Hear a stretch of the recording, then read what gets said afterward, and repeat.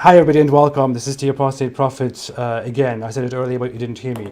Hope everyone is having a great time. I'm here together with Genetically Modified Skeptic, somebody, or Drew, somebody that I've been wanting to talk to for a very long time. I just didn't know when to set it up, how to do it. But in the end, I don't know. I was kind of recently watching stuff online, and then I watched something that he did, that you did, Drew, and then I thought to myself, hey, we should have a conversation about, about you. You were a religious Christian at some point. I was a religious Muslim at some point, and that would actually be a very interesting topic to sit down and have an exchange on our backgrounds, our religious backgrounds, how we found our ways out of that, what we believe in now, comparisons, similarities and differences between our past beliefs and all that stuff. So, and then I finally contacted you, and I'm so glad that you have accepted my offer and that you're here with me today. How are you doing? I'm doing great. Yeah, I was psyched to get your message and set this conversation up. Like this is even the subject that I think that I would choose for us to talk about, because I think it's useful to talk about what our similarities are, because I think that, like, at least when it comes to my side and the people who tend to watch my videos, I think that they need to realize that a lot of the things that they have problems with religion or with Christianity or whatever, or with their backgrounds that may be similar to mine, there are a lot of those same issues in Islam, and most of the time they're like ramped up to 1,000. They're very, I mean, if we have certain issues, Islam has them just completely in droves, super amplified. And so I really want people to realize the similarities that you and I may have, and then, like, if we have differences to go over, I think that's something that can help us all kind of gain a mutual understanding and respect for each other. Mm-hmm. So I'm definitely hyped to be here. That's great. That's great. I'm glad to see that that you admit such things.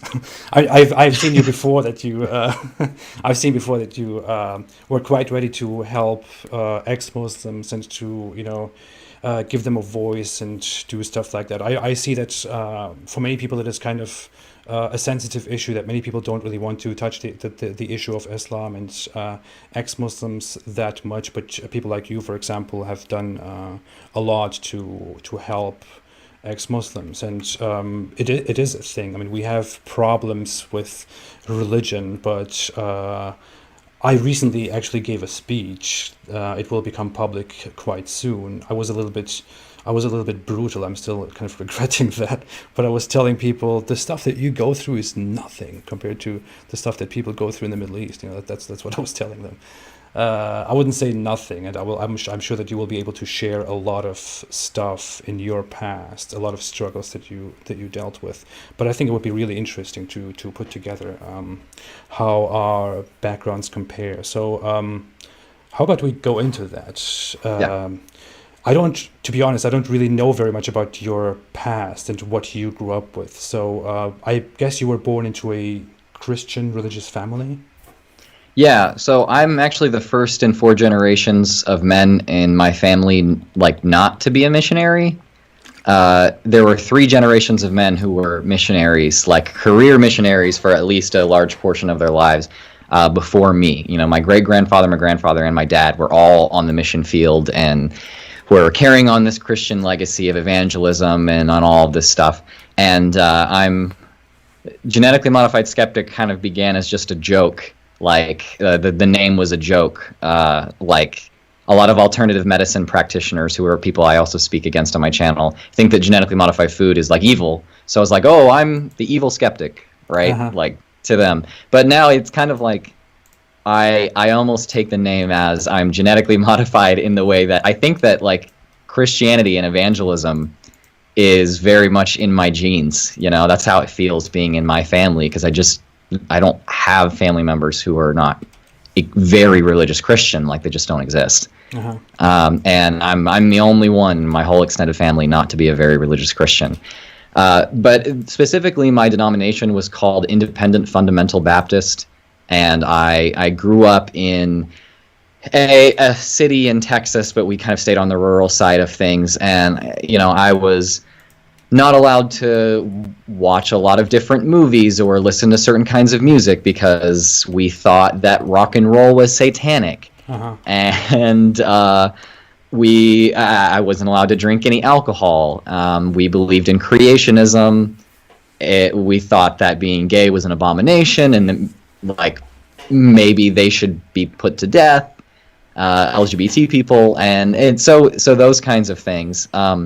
My home was definitely not vitriolic. I wasn't raised in like this with this like hateful attitude toward people. It was more that if someone disagreed with us or we disagreed with them, I was told that they had something, that they were corrupt, that their spirit and soul were somehow corrupt, and that they could corrupt me. Maybe they had allowed demonic influences into their life, and those demons could come and like attack me. This very like spiritual warfare kind of mentality is what we had. And so it wasn't that I thought that everyone that wasn't a Christian, or I treated them like they were evil. It was more that they were corrupt and dirty and dangerous, and I needed to stay away from them, or else I might become corrupt and dirty and dangerous myself. So in my home, we didn't say, oh, gay people should all be put to death. They're horrible and we hate them. But if someone said that a Christian that was a friend of mine said that like gay marriage is okay, I shouldn't be friends with them anymore. That kind of thing. But in the actual church itself, the church was more extreme and more negative, more hateful toward people. I kind of lucked out with my parents. My mom is a very open and loving, compassionate person and does not discriminate or have conditions on the love that she gives people based on religion, and that is very, very much in contradiction to the church that I grew up in. And so I had some good things with my parents, although the church was pretty extreme.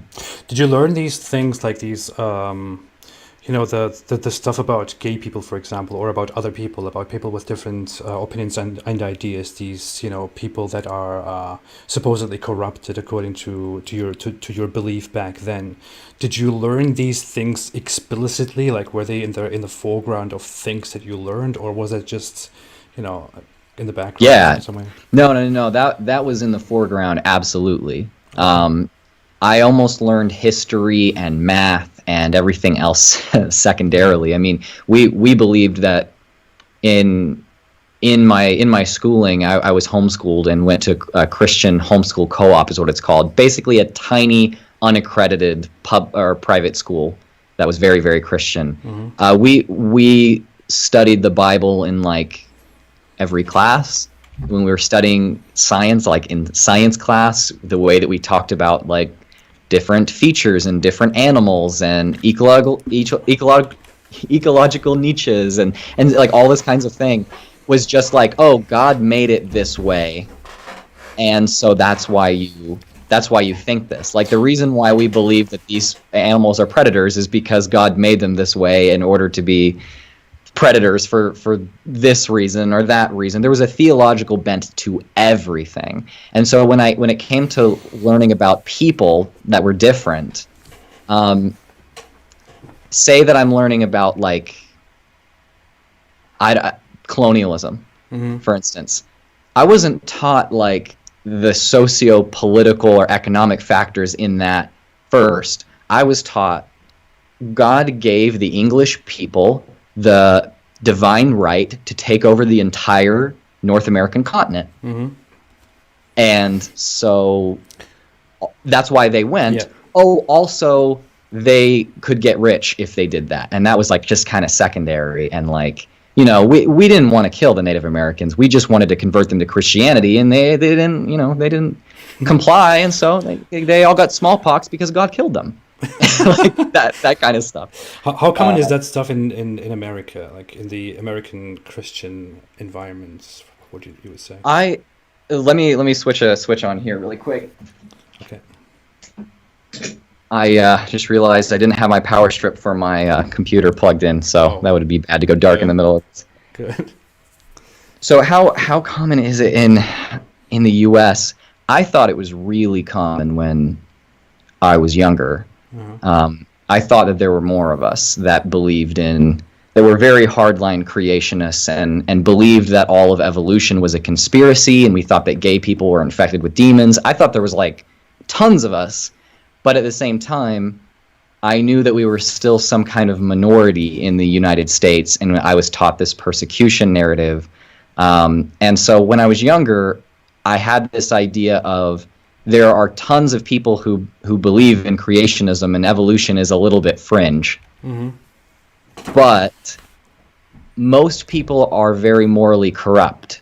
And so I have to stay within this very tight-knit circle of people if I want to like maintain my moral system. Now, as I'm outside of all of that, I realize that the vast, overwhelming majority of people in the United States don't take those views, and even people who are evangelical don't all like unanimously say that being gay is caused by demonic forces or something like that. There's a lot more diversity in viewpoints than I thought there was when I was younger, but for the most part, especially where I live in Austin now, or in any big city, if you walk around talking about creationism and about spiritual warfare, people are going to think that like you're kind of wacky, and they're going to write you off. They're going to think that not take you seriously, and probably for good reason. Those ideas are wacky. But I know that you. I mean, I have looked into a little bit of your background, and I know that I don't know that the ideas of like this like pseudoscience and stuff were such a big thing for you as they were for me. You know, creationism was a huge part of my faith, but I think that we from my understanding really share that. Oh, I couldn't be friends with people who have these disagreements or whatever. Do you share that? Well, it was even more than that to me. I mean, the thing is, I didn't even learn about these things actively as I was growing up, because to me, all this stuff was just taboo. I was just, made to stay away from certain environments, stay away from certain topics. I was not supposed to go into certain places. Evolution was taught at school, for example, as I was growing up, but when it wasn't taught to me at that level yet. But when I asked my parents about it, they were like, they would ridicule it, make fun of it, and just say it's like it's something that these stupid, immoral infidels believe in, and they're trying to corrupt the world with this stuff, and they're trying to, and that was actually also sometimes mentioned as one of the reasons why we shouldn't even be living in Germany, because they're teaching clear heresy. They're destroying their own religion. Like this was always the attitude. Their own religion. The society as an entirety was viewed as a Christian society. Although Germans are not really, no one talks about religion outside, right? And it was, and when they teach stuff that is contrary to their original beliefs, then it was just considered Christians themselves are, because of their immorality and their evil, corrupting their own religion, and also meanwhile corrupting our religion as Muslims, and we must protect ourselves, not interact very much with them, not interact very much with these other people, and stay with ourselves, among ourselves. So for me it was more than that. There was just a complete wall between us and others. Did you have the idea of that you could be kind of provisionally friends with secular people if you were trying to convert them, but like if they weren't responsive, you had to cut that off? Because I've heard that. Yeah. Well, the thing is, when I was in Germany, for example, until I lived in Germany till I was 16, and at that time I wasn't really I wasn't religious. I didn't participate in religious stuff. My parents really wanted us to, because my parents are still extremely religious. But I wasn't interested in that stuff at all, and I didn't really, absorb that from my parents. I would just make friends and get in trouble and all of that. But when I was in Turkey, for example, then the whole thing started. Interactions with secular people, secularist people. I met one atheist, and yeah, the idea was that I should, if there is the chance to convert people, then yeah, but I should just be careful about that stuff and just stick to my own kind. And I also grew up with a rather very, very, very religious group among Turkish Muslims that was much more crazy, I would say, than the Yeah. average Turkish Muslim population, although not as fundamentally religious as many other Arab cultures. But for a Turkish society, they were pretty bad. But yeah, stuff like that was going on with me too. But did you get these teachings? Did you get this attitude from your parents, like from early childhood? Was this always a thing that you learned? Oh yeah. I mean, I received salvation, as we called it, or got saved, or whatever, at 3 years old. Hmm. Um, I was a little bit of an early bloomer when it came to like reading and stuff, and so I could read by the time I was about 3, and basically that ended up culminating in me reading some Dr. Seuss books by myself. And after I got to that point, my older sister was like, "Hey," she's like 5, and was like, "Hey, I've received salvation, and so you should come read this thing with me." I mean, it was a 5-year-old showing a 3-year-old, or maybe she was 6 by that point. I don't know. Um, Showed me like different passages in the Bible and just kind of talked about like the 5-year-old's version of the salvation message and like the gospel message, that Jesus died on the cross for our sins and gave us atonement, and that we're fundamentally broken, and that you just say a prayer and accept him into your life, make him the Lord of your life forever, and you'll go to heaven. And I was like, well, I don't want to go anywhere but heaven, so I Yeah. understood it, well enough, I guess. I understood the ultimatum as a 3-year-old, and the reason why I say I give that background is because that was just expected. That it wasn't that, oh, you have to be Christian or else, exactly, that I was taught. I mean, we believed in our house that everyone who wasn't a Christian, and even our kind of Christian, went to hell, and we didn't want to go to hell. And my parents didn't have to scream and shout about how being Christian was better, or about how we're going to be damned to hell if we're not Christian.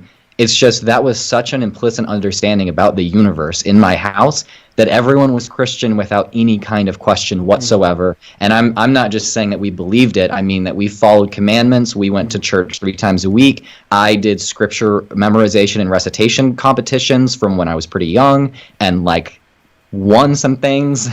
And we did daily devotionals. We read the Bible together as a family. I mean, I probably read the Bible through 10 times by the time I was in high school. Wow.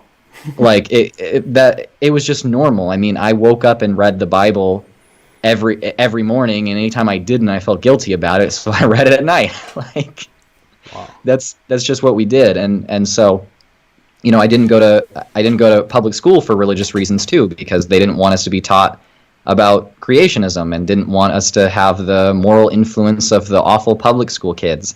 And we even didn't want to have the influences of the city, so we moved out into a rural area when I was 10. So you were homeschooled entirely. Yeah. I mean, I went to what they call a Christian homeschool co-op, which basically means a bunch of homeschool moms who think of themselves as teachers got together in a church building and set up like classrooms and taught kids different subjects. That is worse.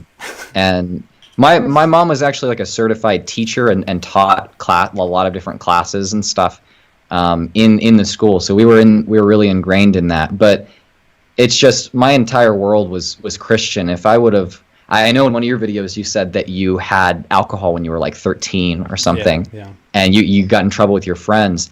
I didn't even know what alcohol smelled like until I was in college. Wow. I had some skater friends that were like, I would go skating with them when I was a teenager, but we didn't hang out outside of that. And sometimes they'd have like a joint or something, and they'd be like, "Oh, you want some?" And I'd be like, "Nope," and I'll just pass it over. I'd never done any substances. I had never gotten really in any serious trouble. I didn't I didn't do anything like sexually immoral. Yeah, I mean, I was just I stuck to it because that's just what reality was. Like, if you don't do all this stuff, then your flesh is going to burn for all eternity, and I don't want that. So That's amazing. I mean, so there is some similarity in that we actually grew up in exceptionally religious, or differently religious families and environments, both of us. But then there is this difference that as you said, I mean, you were apparently very devout and you grew up that way and you stuck to that for a very long time or Yeah. forever until you finally dropped out. But for me, it wasn't like that. For example, for me, I was in a very religious family. I was still the good guy in my family compared to my older brother, for example. He didn't care about anything. And I had this deep respect for the stuff that I'm supposed to believe in, that I'm supposed to observe. I was just not very good with it. And in Mm. my time in Germany, I also really respected how other people live, how German people live. And I loved that stuff. And I would go and mix with them, have relationships with them. I started drinking alcohol with them as an early teenager. I was more of an achiever than the usual other people of Muslim background. So I was in an environment where I had like no Muslim friends at all. My whole school were all Germans and others. So Mm. my thing went a little bit differently. But I started becoming very religious when I went to Turkey, and I had an identity crisis. I was trying to figure myself out, and then I became extremely religious and much more into the stuff that I already knew and practiced it for many years. But for you, it's even more different. For you, you learned that stuff from a very young age, and you actually stuck to that. So you were the really good guy compared to me. Well, In it your sounds family. like you said that you believed it and you had respect for it. Like, Yeah, it sounds like with how religious your parents were, you were raised in an environment where this is assumed to be truth and you're taught that from a young age. But it sounds like when it came to specific commands of like the things that you're supposed to do and not do, that was a really big thing for me. And for you, it sounded like, we would call you a backslider yeah. in Well, my. but the thing with us is, I feel like my parents were never very great with making us do or enforcing the stuff that they are supposed to enforce. Although they were so religious, and although Mm. all the like, for example, my cousins, my uncle, his family is extremely religious, and whenever we would go and visit them, it would be crazy. Like, we would have to wake up at 5 in the morning. Everyone goes to the prayer. No one can be late. Praying 5 times throughout the day. No one can miss. Everyone is getting a punishment for missing out and stuff like that. So my parents weren't like that. They were kind of trying to make us do things, but they couldn't do it with my brother because he was so rebellious. I was rebellious. Mm. They couldn't do it with me, so it didn't really work very well. But my parents were always very observant, always very strict with the rules. The difference is also that my parents were part of a religious community, a Sufi Muslim community that was small and that wasn't very much organized. So they didn't really, Mm. if they had more people around them, they would have probably sent me to a special school, for example, but they didn't have the Okay. possibilities. Yeah. So it may have been a question of resources. Like our Hmm. differences may have just really had more to do with because I don't know. I was always, I wouldn't say rebellious, but I was always pretty individualistic, and sometimes that really came Yeah. against. Like I didn't Same. accept things just because they came from authority. I mean, when the pastor said something, I didn't believe it because it was the pastor. I believed it because I thought it was in the Bible, and the Bible was my authority because it was Hmm. logically true and scientifically accurate. Like that's what I thought. I didn't accept human authorities so much. But my parents did have a community that was very insulated and had all of the resources and had, I mean, we just had tons of funding to be able Yeah. to have these like lavish churches. I mean, I didn't go to school, so all of my friends, 100% of my friends were from my youth group. And occasionally, I'd be like kind of friends with someone I met at a skate park, and we'd go skate somewhere. But we didn't like have conversations about our differences because I didn't want to have those because I knew that they weren't as Christian as me, and I didn't want to have their influence. So I'd just be like, let's go skate, and then I'm gonna ignore you after that. But it sounds like if your family would have had the resources, would have had the community and the special schools available to them, you would have been put in there, and maybe Yeah. you would have been a good little boy like me. Yeah, I mean, I learned these things from very young ages. I mean, my parents had to send me to a German school, for example, because they didn't have any other means, and they were there because my grandfather went to Germany, so it wasn't really in their hands to do anything else.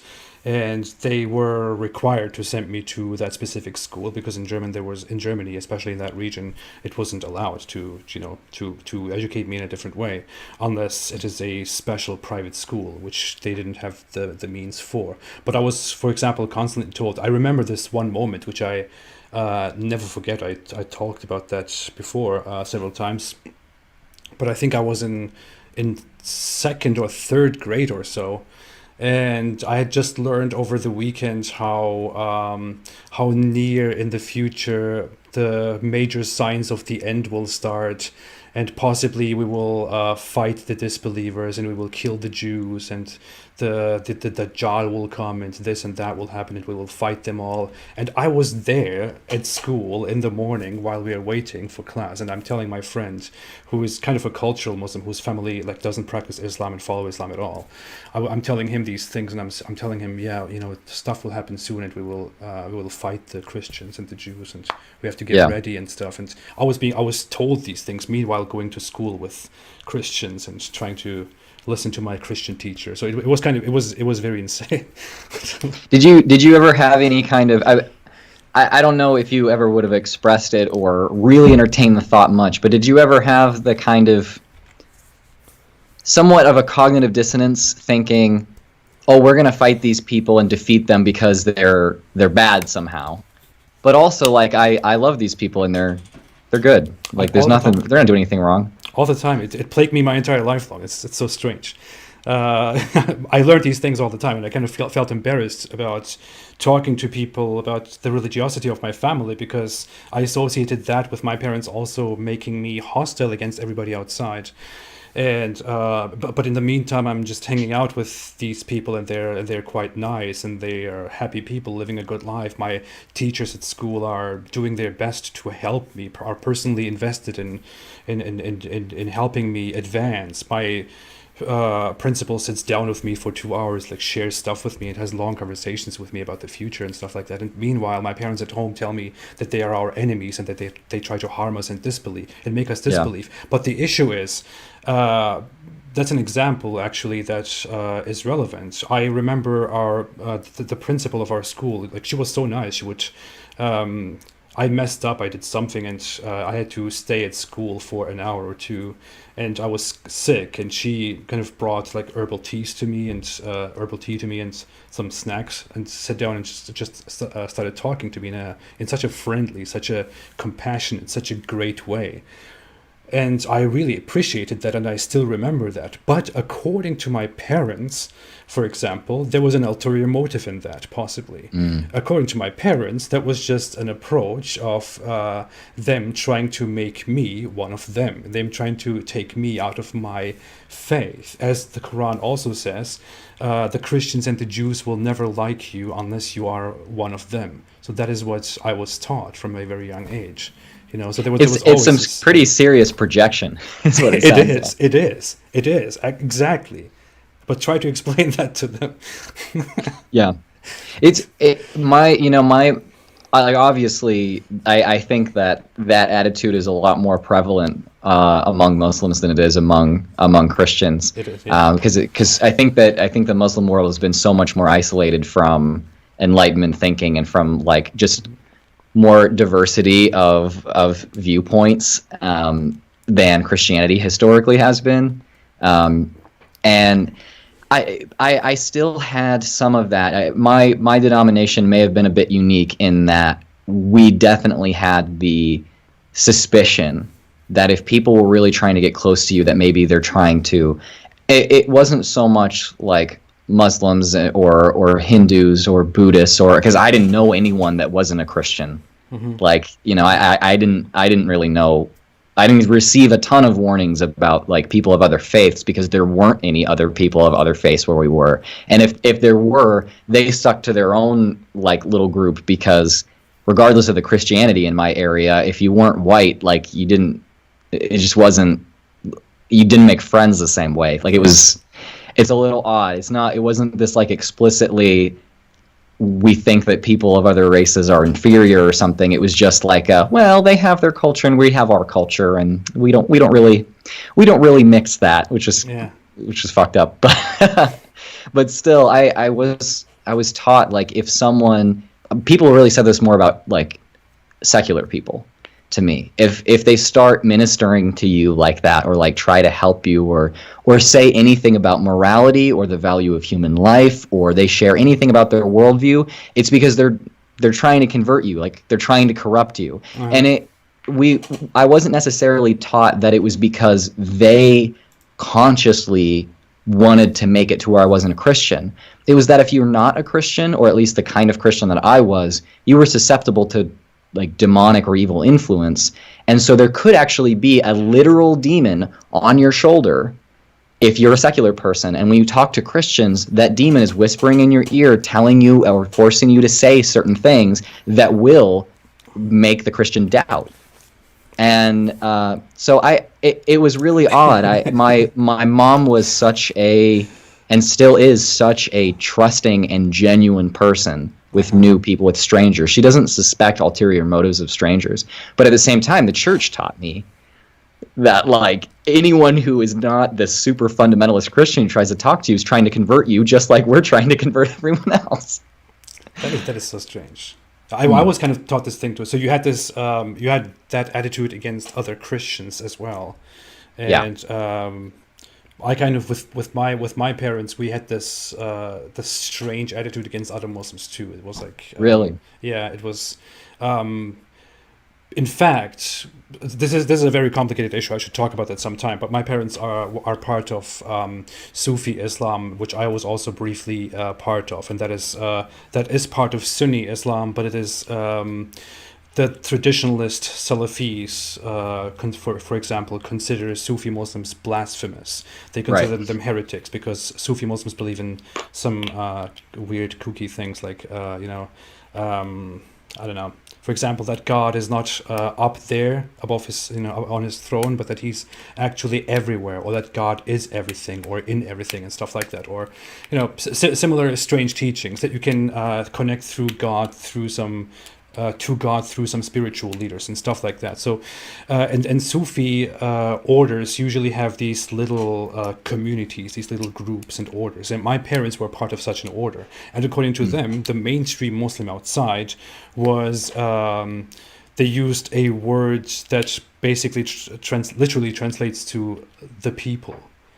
So they would refer to the mainstream Muslims as the people.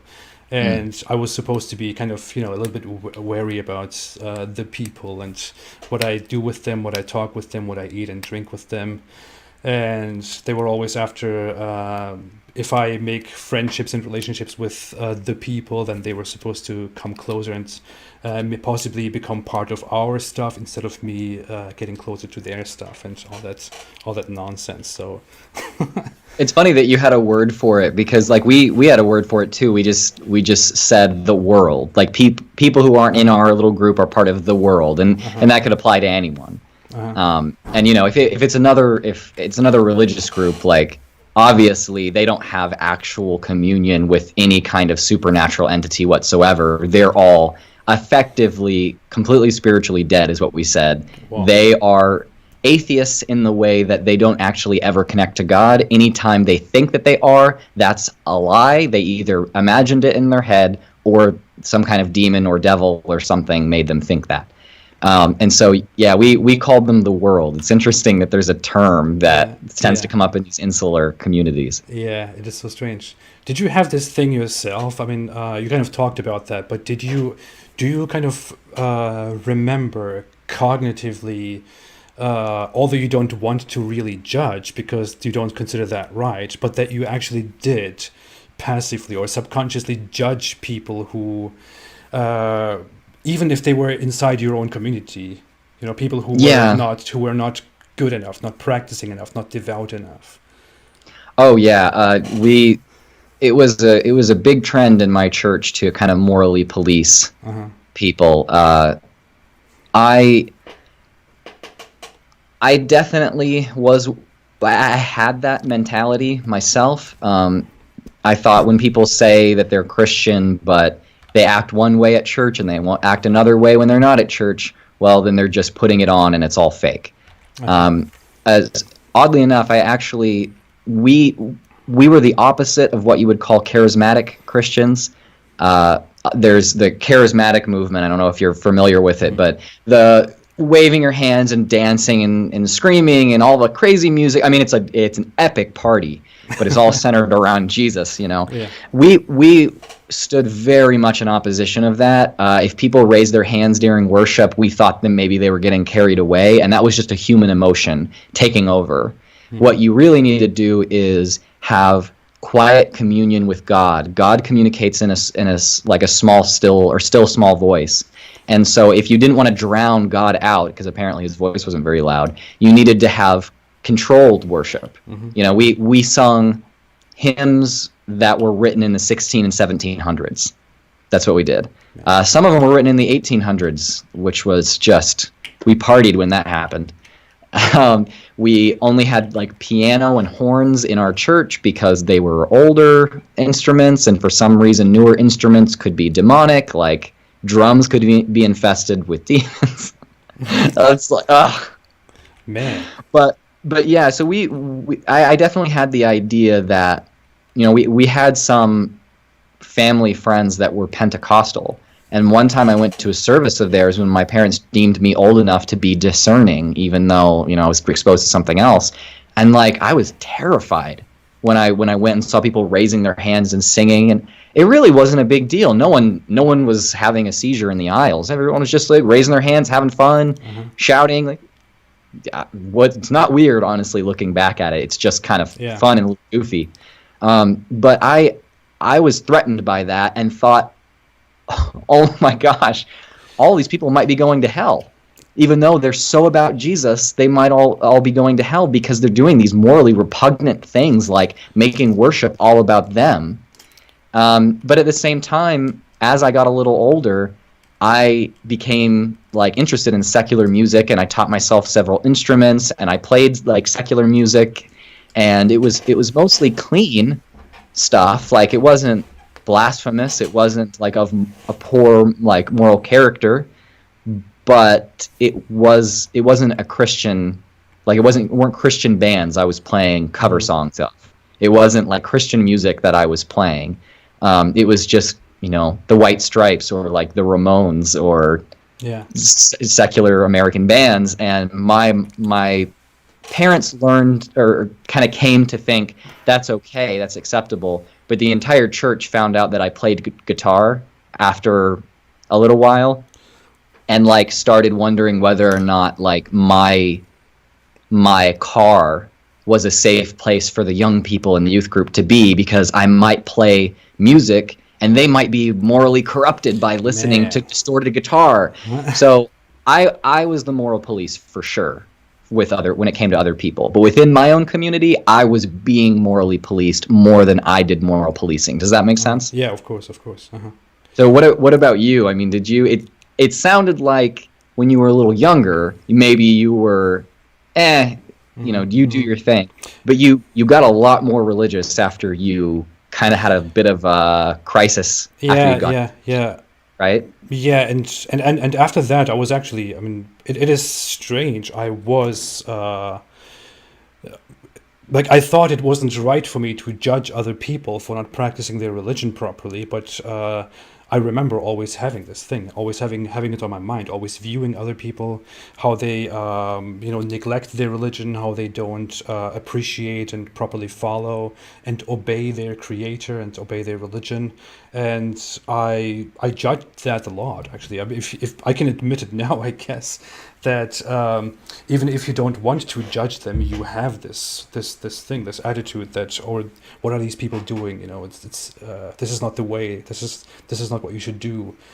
I wouldn't actively tell people to correct themselves, but that's how you think because you grew up with this certain kind of moral policing. By the way, the topic of music is very interesting because I was never allowed to listen to music when I was, as I was growing up. Music was completely forbidden for me. For us, it was entirely considered haram. Of course, my parents. But the funny thing is, my parents did listen to music. I remember when I was very young. I don't know when that was, but in my early memories, I remember that they had some device to play music at home, and they would listen to music a little bit, and then they became more religious, and then they stopped that altogether, and music was banned in our home, and we grew up just not being allowed to listen to music at all. And the thing is, over time, as we became teenagers, they would occasionally catch us listening to music. They would, we would get in trouble. They would tell us not to do that. But it just became unstoppable, and then I guess at some point they became tired. Then I would start going to sleep with music on my ears because it was so forbidden. I used to love music so much, and I would sleep listening to music, and my mother would come and be like, "What you're doing is terrible. You should listen to Quran or to some proper recitations instead of that disgusting stuff, and go to sleep with that. It will be better for yourself." And she would do that, but I would still listen. But it was always a taboo, which I abided by as well when I became religious. When I became religious, I suddenly dumped all kinds of music, completely stopped listening to music, told others not to listen to music, made so many excuses why music is terrible and bad and satanic and all that stuff. But man, when I came back, when I stopped believing in Islam, I felt so much great pleasure listening to music again. Yeah. And it's insane what that does to you.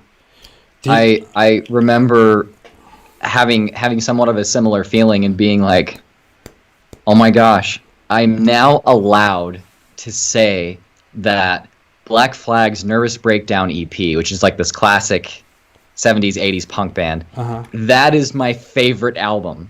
I am now allowed to say that, because if I say that and people go look it up, they're not going to be like, Drew, this isn't Christian enough. This has the F word in it. Like, that's not okay. Like I could listen to that and not feel bad about it. And if I told people, I wouldn't be this hypocrite that listen to music that was below my own moral standards that I held everyone else to.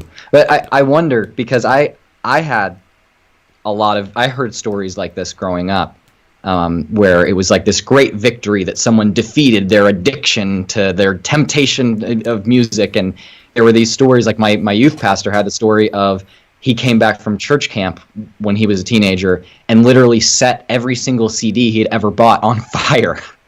Oh, and everyone was like, "That's so great! It's amazing! It's so good that you Fantastic. Did that." Were those stories a thing among your crowd when you were particularly religious? Well, I was told about stuff like that, definitely, even when I was younger. But the thing is, I did it myself. When I turned toward being religious, I made some huge evolutions in my life, and I hate the fact that happened, because I lost some very valuable things in that time.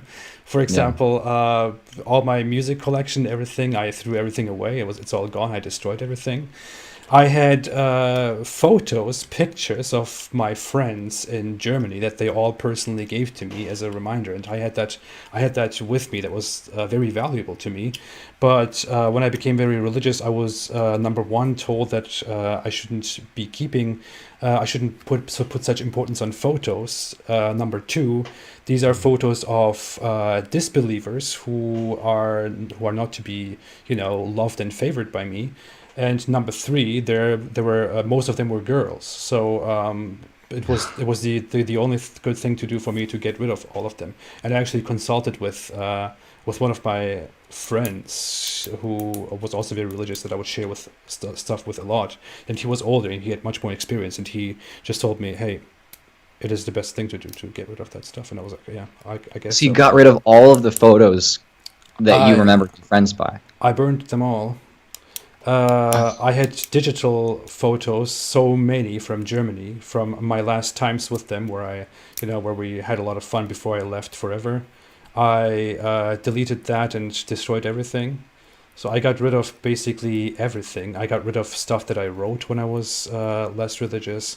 So it was like, I kind of sometimes compare that to how Islam destroyed civilizations and culture, how Islam came into my life and I destroyed my own past with Islam. And then it went away and I'm like, what the hell, man? What did I do? Yeah. Yeah, it's like the narrative of Islam is one of conquest, both like on a large scale and on the smallest scales, just to the on the scale of the individual. You know, we had something similar in that we would say we needed to die to the world. That's what we'd call it. Like, you need to be dead to the world so that you can live in Christ. Like, you need to give up everything that you could possibly be attached to, like that comes from the world, and make all of your ties exclusively through Christianity, in this specific version of Christianity.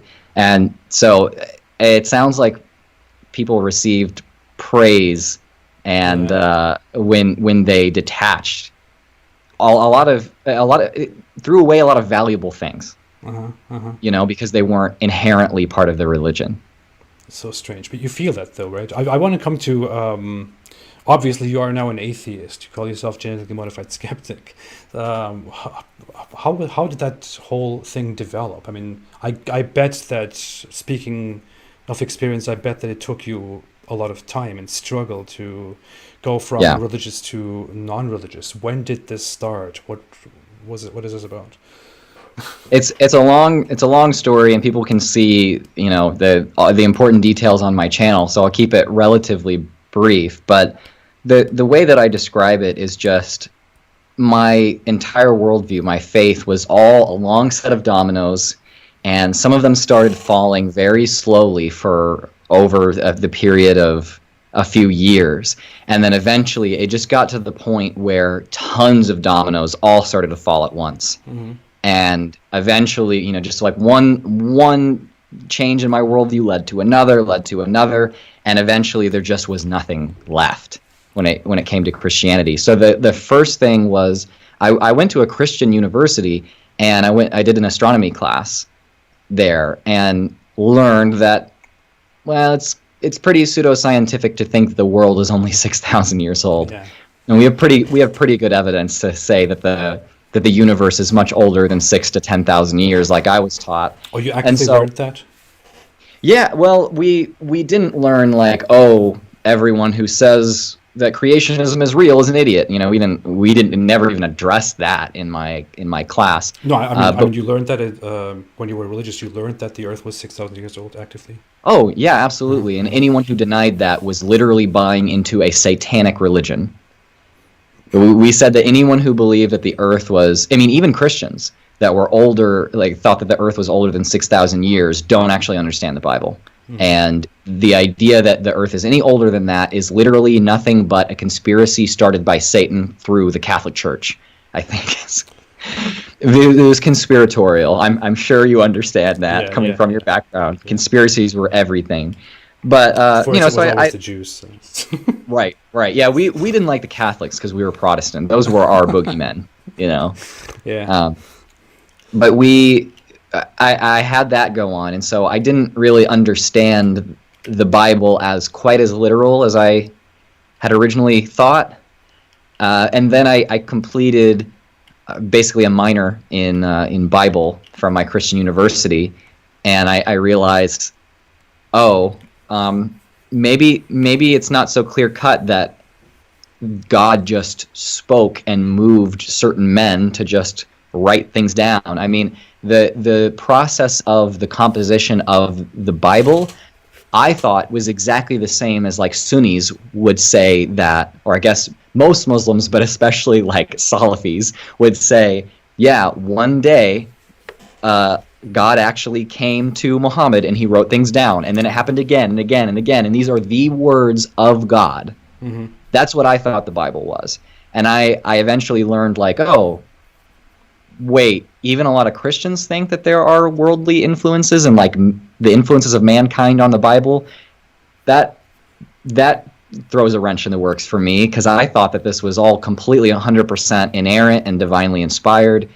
Eventually I got to the point where I went into doing a graduate degree in psychology, which I didn't finish, so I don't have a graduate degree in psychology, but I started that, and I was doing a course in human sexuality, mind you, from an anti-LGBT Christian university in Texas.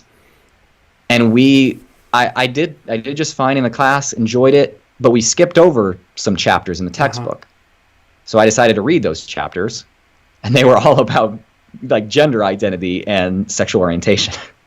Okay. Which is a huge subject in human sexuality. But I decided to read those and dig into the research, and I realized, oh wait, like it's impossible to like deconvert someone from being gay to like not being gay to where they actually have attraction to like something different than their sexual orientation. You can't make a gay person straight? What?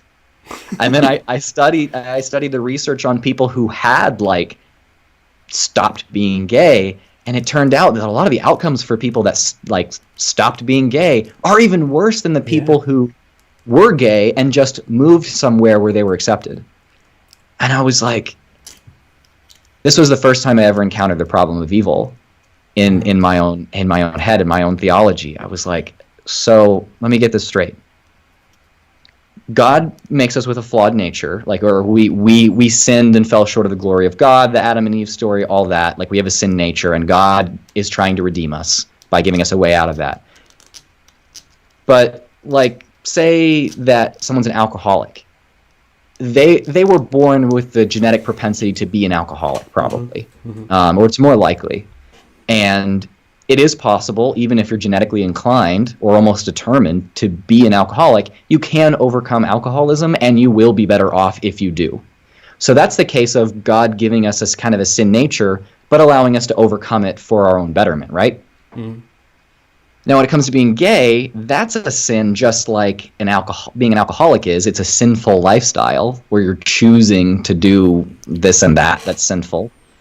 But apparently you can't really stop being gay, and even the people who do stop being gay, so to speak, don't actually do better in life. They have high suicide rates. They they report very low happiness typically, and it just doesn't seem to be good for their well-being to stop sinning. They relapse. They struggle with all their life. It's just.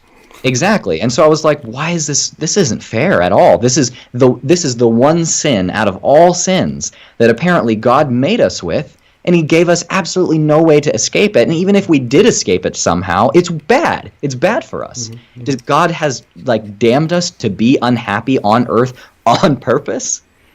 That doesn't make any sense. And so that was kind of a domino that fell at a certain point. I want to say in the summer of 2015, and then just I won't get into the details because you can see a lot of those on my channel. But I started researching evolution and realized, hey, creationism is kind of just bullshit. Like, evolution actually is pretty well evidenced. Mm-hmm. And so that made me think, how are we supposed to interpret the Bible? How do we reconcile God's nature as being so great with his actions of apparently damning gay people to live a horrible life until they finally go to heaven where no one has a sexual nature at all? And apparently God also like designed us by the absolutely gruesome, disgusting process of natural selection that requires trillions of deaths of countless organisms to even, whoa, that's crazy. And so eventually I couldn't get over like the problem of evil. I couldn't get past the idea of, I don't think that there's any kind of objective way we can prove that this interpretation is better than this other interpretation. There's no way we could prove that the Bible was inerrant. There's no way we could show that God directly inspired this. It appeared to be written by men. What's left? And eventually I realized there wasn't anything left except for me just deciding to be a Christian because I wanted to be a Christian. Mm-hmm. And as much as I wanted to be a Christian, I realized that, well, if I decide I want to be a Christian and then I go and try to evangelize to people telling them to be Christian because that's what I'm supposed to do, and I'm also saying that being gay is wrong, and I'm saying that evolution's not real, and all of this stuff, I might kind of be hurting people by my dishonesty. And so I thought that the best thing to do was actually just go with the truth. And from what I could discover, the truth was not that Christianity was the way to go, was the best or truest worldview. So that's kind of the rough, the dominoes falling. That's the progression. But I always wondered what was you've listed so many reasons across your channel, and there are a lot of reasons not to believe in Islam. Well, what were your first dominoes, if you can identify those? I think, I mean, there's a major difference. I'm sorry, I'm just trying to fix something. There was my computer just froze a little bit. I hope it didn't affect the stream very much. Oh, no worries. Give me a second.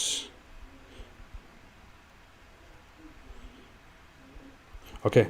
Um, so there were a lot of reasons for why I stopped believing in Islam. There were many other reasons why I stopped believing in God and religion altogether. But evil is actually a good point. It was I had questions from early childhood that I always asked. That I asked about. I asked my parents; they didn't have proper answers. I asked teachers. I asked my local imams. I asked other people; they didn't have proper answers. Especially the question of you know choosing your religion, of free will, how you can reconcile free will with predestination, and then hell and heaven as punishment or reward. It never made sense to me, and nobody ever answered this question properly. Everybody was just eventually telling me, well, there is something in it that we simply cannot understand, and Allah knows best. He knows what He's doing. It is His great plan, and this and that. But it just doesn't work that way. It's like I've always wondered. There are so many people in this world. We are Turkish Muslims, Turkish Muslim immigrants who are living in America. We are surrounded by so many Christian people. When I look at these Christian people or at these secular people, all I see is that they are Christians because their parents were Christians, because their parents were Christians, because their parents were Christians, and so on. This friend that I'm going to school with, who will grow up and probably be a Christian and die as a Christian, or be eventually an atheist and die as an atheist, has absolutely no choice over that, or mostly no choice over that. Most people who are born into a religion stay with that religion. That person will never choose to be a Muslim. That chance is extremely low. So it was hard for me to to be convinced, to think that is a fair test for us. We were taught that life and death is a test from Allah, and He tests who will do what deeds, and who will believe in truth, and who will believe in falsehood. But then I think I'm only a Muslim because my parents are religious Muslims. If I had been born here in Germany as a family member of one of these Christian people that I know that are such nice people who also just want to live a proper life and who also just want truth, I would possibly be a Christian. And I kept asking about this question so often as I was growing up, and no one would give me a proper answer to this question. And I think this was also one of the main issues that eventually led me out of Islam, and that also eventually led me out of believing in God altogether, because there simply never was an answer to this question. It just doesn't make sense that God would. I loved maps. I loved maps that give us data, like chart maps, maps that show religious populations, for example. And whenever I looked at a map that shows which religion is dominant where, it always bugged me, because I always thought, but this doesn't look like this is fair. It looks like this is very unfair.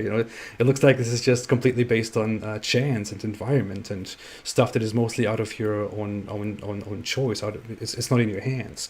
So that stuff really bothered me for a long time. But I didn't think too much about these things. I just asked questions. One of the questions that I asked was, if we Muslims are so great, then why is it that we are in Germany and we are in the lands of these disbelievers that are so terrible? Why are we all here? What are we doing here? Why does it look like Allah is giving all those people these favors and we are here struggling? But when I was religious, I always wanted to really learn about what I believe in, what I follow. So I really wanted to study Islam very thoroughly and diligently, and also practice it very strictly. As a result, when I was a religious Muslim, I also started reading the Quran. Read it through several times, and even the first time that I read it, I had so many questions about it. Scientific questions, questions about what the Quran says and how it contradicts with the natural world. I read it through the first time, and there were some questions that I tried to dismiss, just telling myself I'm a weak human, I don't understand. If there is a fault, it is my fault, it is not Allah's fault. I tried to get answers, couldn't find answers, and it just bothered me, and I read the Quran again. And as I read the Quran again, I noticed even more problems that I didn't notice before. And I read it a third time and noticed even more problems that I noticed that I didn't notice before. And whenever I looked for answers to these questions, I just couldn't find proper answers. The answers that people give, that religious instructors and imams and teachers give, are mostly just answers that are supposed to, not really answer the question, but just make you think, oh yeah, well, okay, I guess that's it, whatever. It's just supposed to like do away with the question so that you won't hold on to it, but it's not actually supposed to be an answer. Exactly. Yeah. Like there were so many ridiculous things. I don't know. For example, talking about evolution, I was never taught about evolution in my household, and evolution was just this taboo, this topic that we stay away from, and it's just something stupid. It was like it was a matter of ridicule actually in our household and in our environment, and it often is among Muslims. Like people just make fun of it, and that's it. They don't even demonize it; they just make fun of it, and.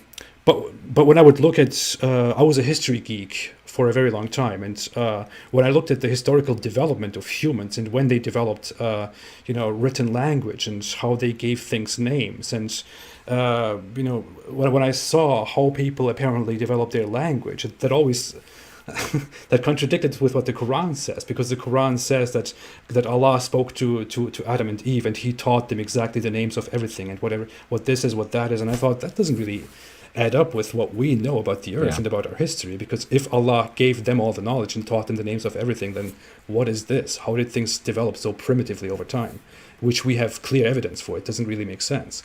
And whenever I asked about that, I was just told, well, I even asked a teacher once, a religious teacher once, and he said this thing to me. That was a moment of brutal cognitive dissonance. He said, well, we have this information which tells us that humans were primitive, they didn't know anything, and they developed this stuff over time and learned over time. But we also have the Quran, which tells us that humans did know from the very beginning because Allah taught them. We know that only one of these sources is ultimately true, and the other is just a result of ignorance. So what do? We throw this away and we just believe in that. So he told me that, and I was like, yeah, well, I guess so. But the just completely blanket rejection is really similar to what I was saying.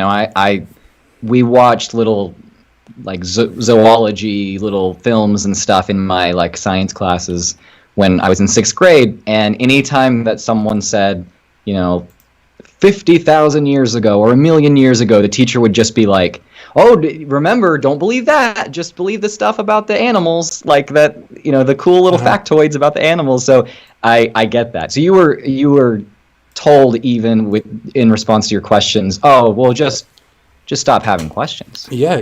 That was basically the basic response. Yeah. Just stop asking these questions. Just move on.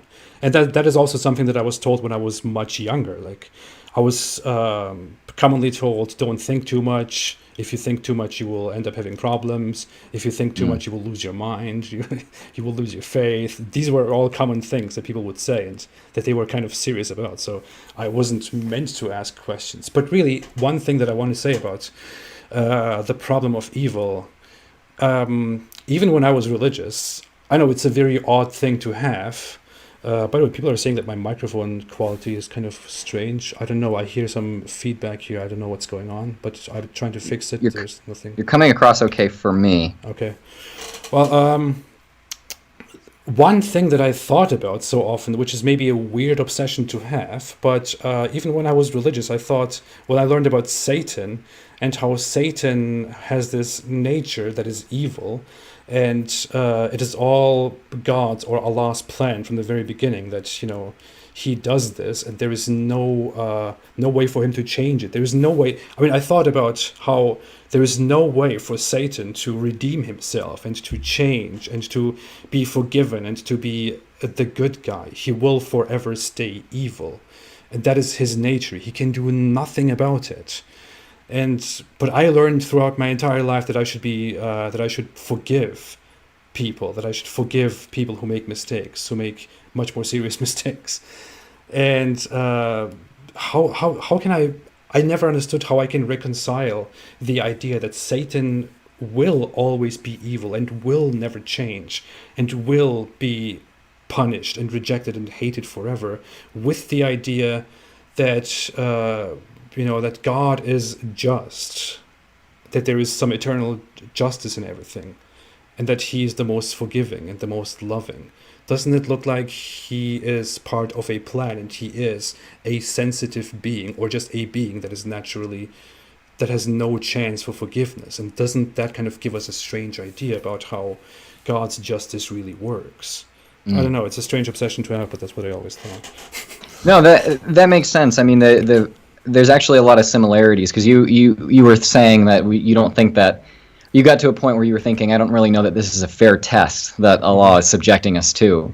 And for me, the whole like LGBT thing was kind of that. Like, I thought that, to a lesser extent probably, I thought that our time on Earth is just a test to see who will pick salvation and who won't. Because, you know, eternity is so much longer than our time on Earth. We're just here temporarily, and God wants to see what we'll do, and that kind of stuff, which it doesn't make sense that an omnipotent God would want to know what choice we would make. That doesn't make any sense. I mean, there's no point in putting us here to test us if he already knows the outcome of the test, and he designed us to have a certain outcome in the test. That makes no sense. But there are so many responses that they will give to you, which is that he did know, but you did not know, or that just because he did know doesn't mean it was his choice, and so many more things. But man, here's a big one that I bet that we both heard. Well, the ways of God are so much higher than human ways, and if you're subjecting your understanding of God to human logic or human understanding, then that's really kind of blasphemous. If you demand that God make sense, then you just don't understand the concept of God altogether. He shouldn't make sense. There should be things that are logically contradictory, and so that's why you should believe it. But isn't that so strange? I mean, yeah, I heard the same thing, but isn't it so strange that I always thought, you are saying this to me, but your God sounds like he fits perfectly into your idea of what a God is supposed to be. You know, it looks like the God that you're speaking of, and that you want me to believe in, that we all believe in, just exists because you want him to exist, and just exists in a way that you would think a God exists. It just completely fits into your perfect idea of a God, and it seems like all his entire nature is just about you and just about me. What is this? Why doesn't God have any nature outside of this? Why doesn't God have a life? What did God do? Why is everything that God does just about you and me? Why is it all about us? How is this? It looks to me very much like we don't depend on God. God depends on us. Interesting.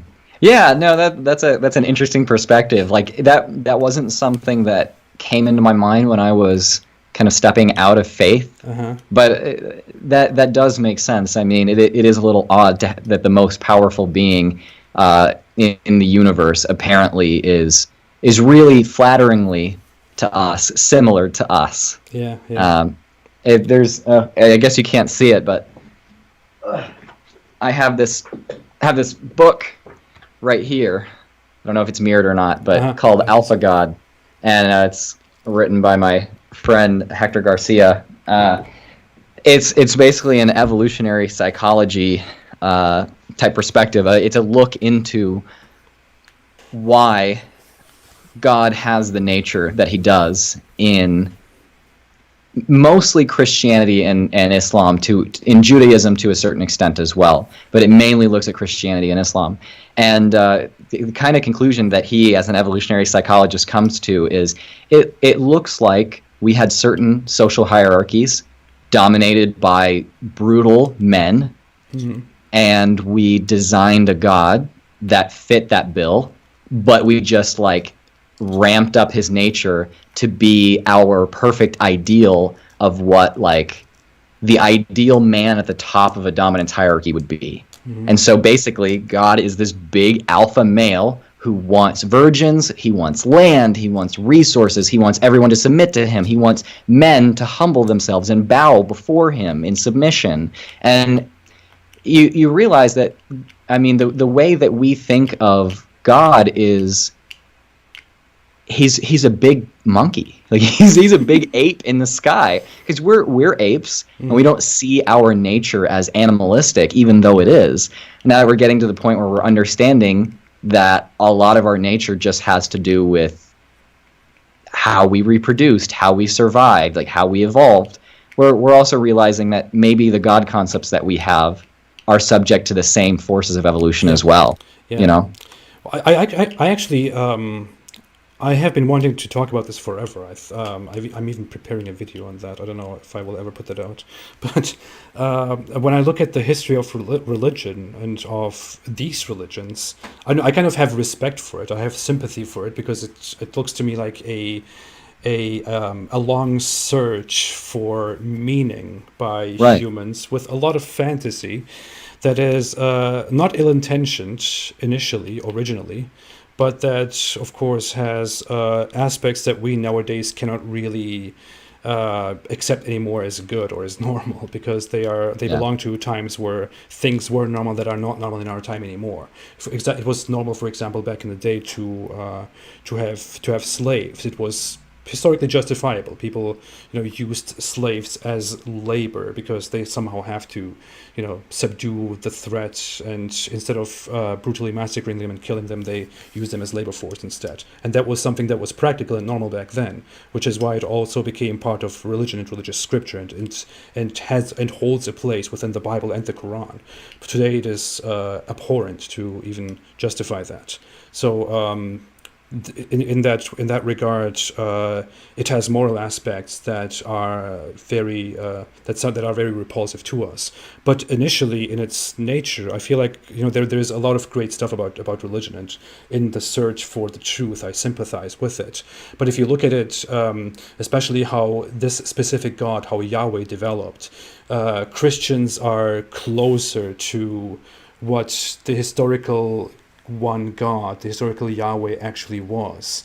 Muslims usually have no clue about it because they don't read the Bible and they're kept away from this whole knowledge. But if you look at the history, it was basically a man that is moving together with the Israelites, that is their big guy, that is helping them, that is accompanying them, that stays in a tent with them. At the same time, though, like I've been to Megiddo in Israel, where the Christians, Jews, and Muslims who believe in an end times apocalypse, where basically some form of an antichrist or anti-God something, whether it's like Gog and Magog or something like that, or the Antichrist, are all going to battle it out on this big hill that has this ancient civilization underneath it. The place is called Megiddo. That's where the word Armageddon comes from. Uh-huh. I've been there, and I've seen the actual like stone carvings that people did of a god of theirs, one of their many gods, called El, which later became Elohim, which later actually ended up being Yahweh. And the further back in time we go, I think you're right. The more we see that, like, this Yahweh was a guy. He was a strong, powerful man who wanted to protect his flock. And there's some actual conflict or some controversy among scholars of whether or not Yahweh actually had a wife called Asherah. Oh, yeah. Asherah literally means his wife or something like that. But yeah. And so it's like just the further you go back, the more you realize that this God was a god in the same way that even current polytheists may think of their gods, or any of the Roman polytheists might have thought of their gods.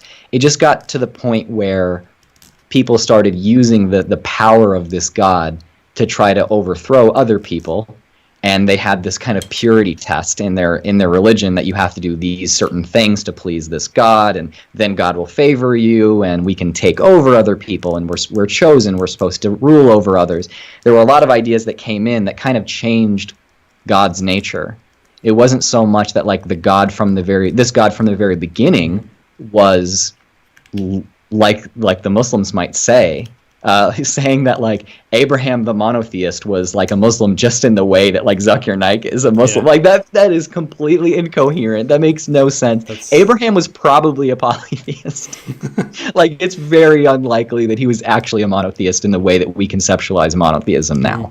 He probably, if anything, he might have thought that his God was the only God in the land, and that you're supposed to serve this one and trust this one, but there are others elsewhere, you know. So there's a revisionist history that Christians and Muslims do, but Muslims get really extreme on it. Yeah, they get very messed up with that stuff. It's there is a lot of scholarly disagreement on this stuff, and it kind of unveils as it further evolves, as the findings increase. But there is, for example, this whole idea that there were many of these specific Semitic gods, and that people simply referred to the highest god or the strongest god or the creator god as Elaha or Allah or stuff or something like that, or Eloh, for example. And the Israelites, in their struggle with their neighbors, in their struggles to unite, decided that only this one God is supposed to be worshipped and all the others are to be rejected. And eventually that developed into only this God is strong enough to do anything and all the other gods are ridiculous. And then eventually it came to only this God exists and all the others don't exist. And with Islam, we suddenly have this whole idea that his name was always Allah and he spoke to Abraham and stuff like this. So it's weird. So I have a little bit of a wild idea here, and I wonder what your take is on it since we're on this subject. Sure. Do you think that, like biological structures, ideological structures evolve by natural selection?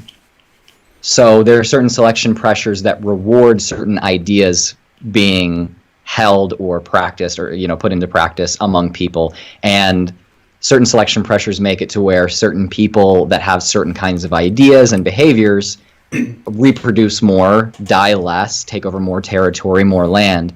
Do you think that that's a thing? And if you do think that's a thing, do you think that Islam represents a refinement of an idea that allows humans to conquer others? Let me go into this is actually a very very interesting topic. I thought about this like a year ago. I was thinking very deeply about this stuff, and it may be a little bit controversial, I know, but I was thinking about the Norse people and their mythological ideas. For example, when you look at them, their whole ideas were very uninformed, disorganized, primitive. They honored fighting and dying over everything because that was their entire purpose in life. So as a result, their whole existence was about pillaging, stealing, dying. So it wasn't really solid. It wasn't really something that you could form a proper society with. But when you look at the religions, I'll contest that and say that there are other parts of Norse mythology and ethos that did allow them to have civilization. However, and have a coherent moral structure. However, I won't say that it was very good at reproducing itself. Okay. That's probably the distinction I would make, but fair enough, good. But when you think about Christianity, for example, here's also something that I want to say in regards to religions being peaceful. For example, I am an atheist who doesn't think that the sought after quality in a religion, when we judge religions, or when I judge religion, I don't think that a religion is better if it's more peaceful. I don't think so, to be very honest. I don't think so on a practical level, and I also don't, when I evaluate it, I just don't think that way. I consider Christianity to be one of the best religions. It's one of the best, one of the most efficient, one of the religions that turned out to be the best. For example, when we think about very peaceful religions, that Indian religions, for example, I don't think that those religions were very practical and successful in history, because they didn't put very much importance in competing, in spreading, in intolerance, in superiority. Their whole thing was about just existing, coexisting, not aspiring to do much in life, and then just dying, just about being peaceful, being good, being neutral, and stuff like that.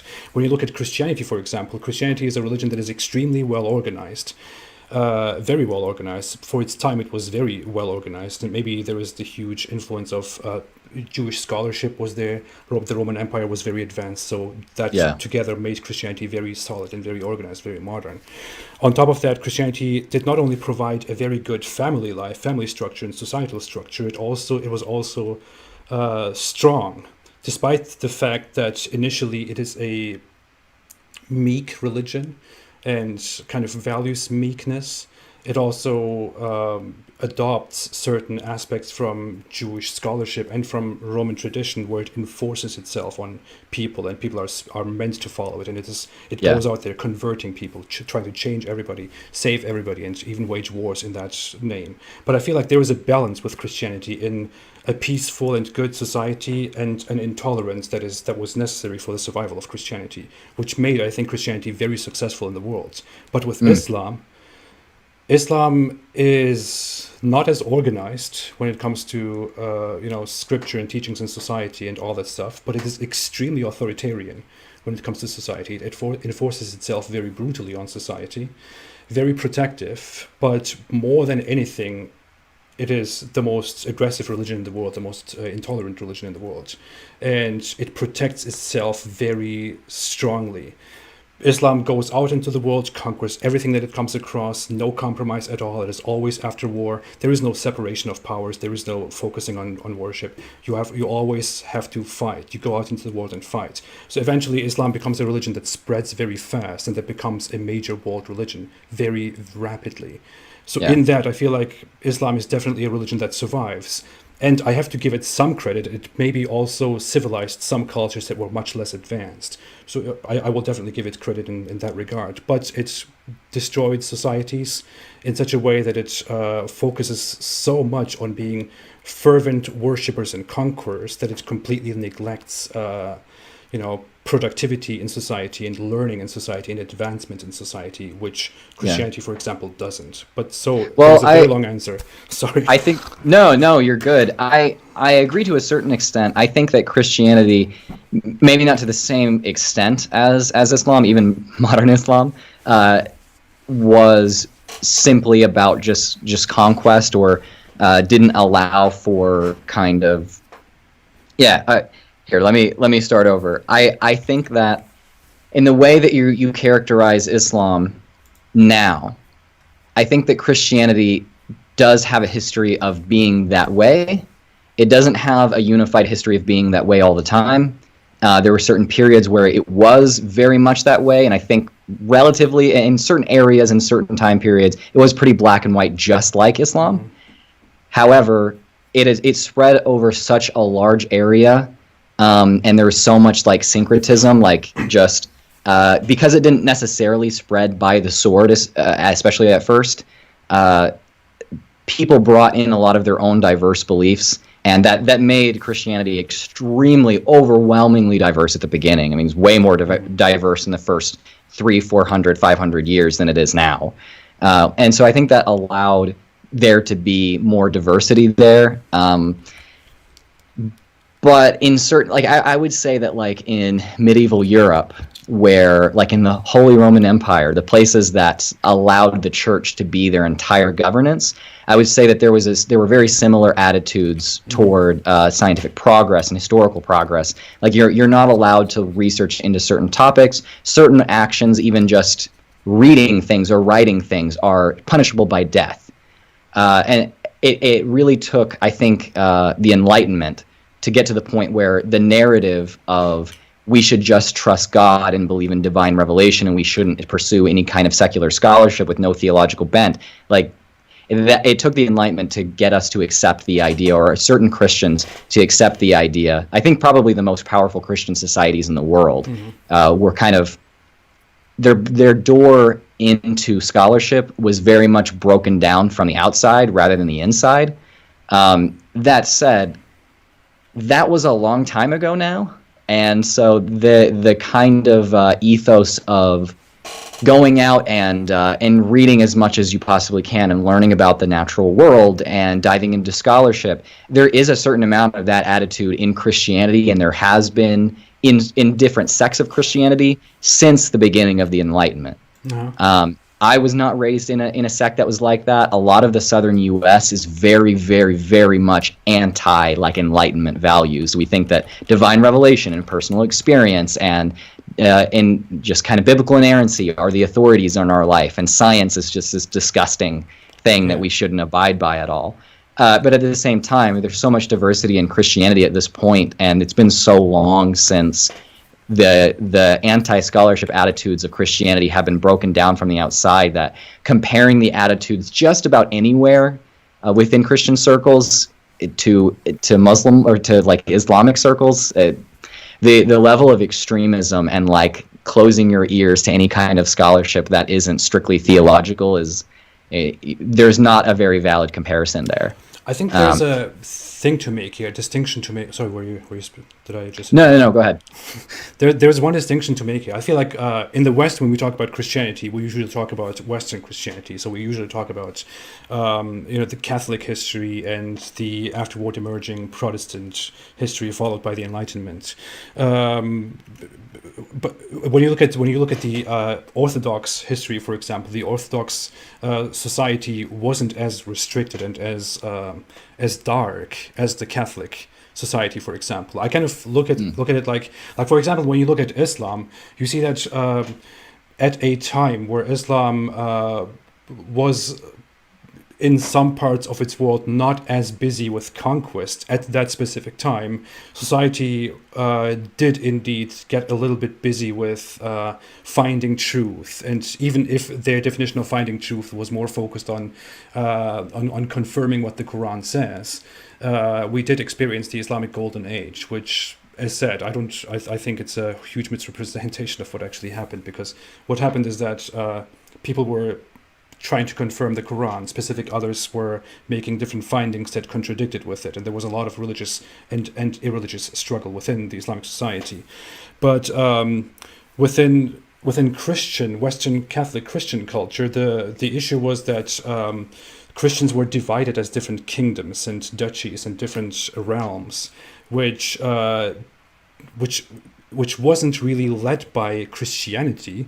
They just had Christianity as part of the state, as part of the stake. So Catholic Christianity, the Catholic Church, tries to rule society together with the king, with the secular king, and as such, there is always a power struggle over society, and the Catholic Church is trying to exert its own power, its own authority over society. It's trying to make people abide by everything that it says, while trying to have enough influence over the king, which goes out and fights and expands the realm.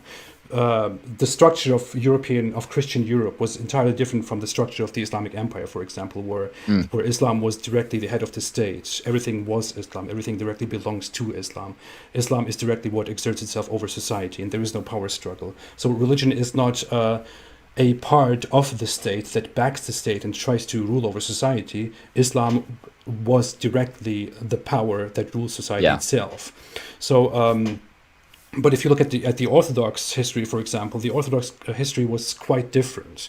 In the Orthodox Byzantine Empire, for example, especially in its last centuries, there wasn't as much of an authoritarian handling of society and of science and of all these things in society going on. But there definitely was in Catholic Europe, which I would, in some ways, credit Catholicism for, but in other ways also simply just the power struggle that was going on.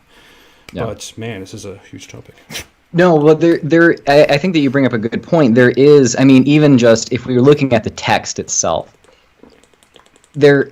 Christianity, even from the very beginning, there were people that were saying that, like, we're all in Christ's kingdom, and Christ's kingdom needs to have the most influence over the world and things like that. But there's not necessarily any part of the New Testament that says that you must rule and govern in this way, and that, like, your leader must be just like this. Because Christianity developed in a time when there were not like religious leaders telling you to be Christian. Like there's a big part of Christianity that says that you should obey the rulers of your area, even if they're not Christian, and that like Christians are lawful citizens and things like that. And so it's almost addressed not to people have interpreted several different ways, but just within the text itself, it doesn't necessarily have that same political structure inherent to it that Islam seems to have. I mean, Islam seems like it was designed as a political force,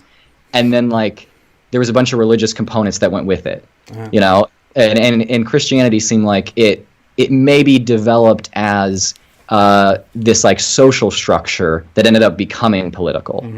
That's I mean, there was an inherent political nature to Christianity, given that like there were so many like hot political debates going on at that time in that place, but at the same time there's not a rule book in Christianity of like how to conquer a land and how to govern, and in Islam it seems like there is. Yeah. But what the two do have in common, definitely, in this regard, especially of progress and finding truth, is that both of these religions definitely claim that that this is all the answers that you are looking for. This is the answer to all the questions, and you shouldn't look beyond this at all.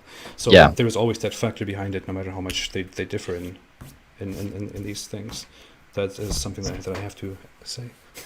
It sounds like we agree that if you're treating Christianity as like this evolved organism, or treating religions as like these evolving organisms that grow and shrink and feed and evolve, Christianity is the successful one. It's the one that conquered in a certain way and spread in a certain way that eventually may have allowed for more stability amongst its practitioners, whereas Islam seems to just want to be a monolith all the time. Everywhere. I had this heated fight with Armin Navabi about this topic, but he doesn't want to give Christianity any credit at all for the Enlightenment, whereas I argued that it is a Christian society that made the Enlightenment possible, because whereas if you compare it to an Islamic society, for example, an Islamic society would have never experienced the Enlightenment, and that certain aspects of a society in which Christianity is deeply rooted made it possible that people eventually arrived at the idea of an enlightenment, such as ideas that early Enlightenment thinkers addressed from biblical teachings, actually prominently, like such as the equality of men before God, and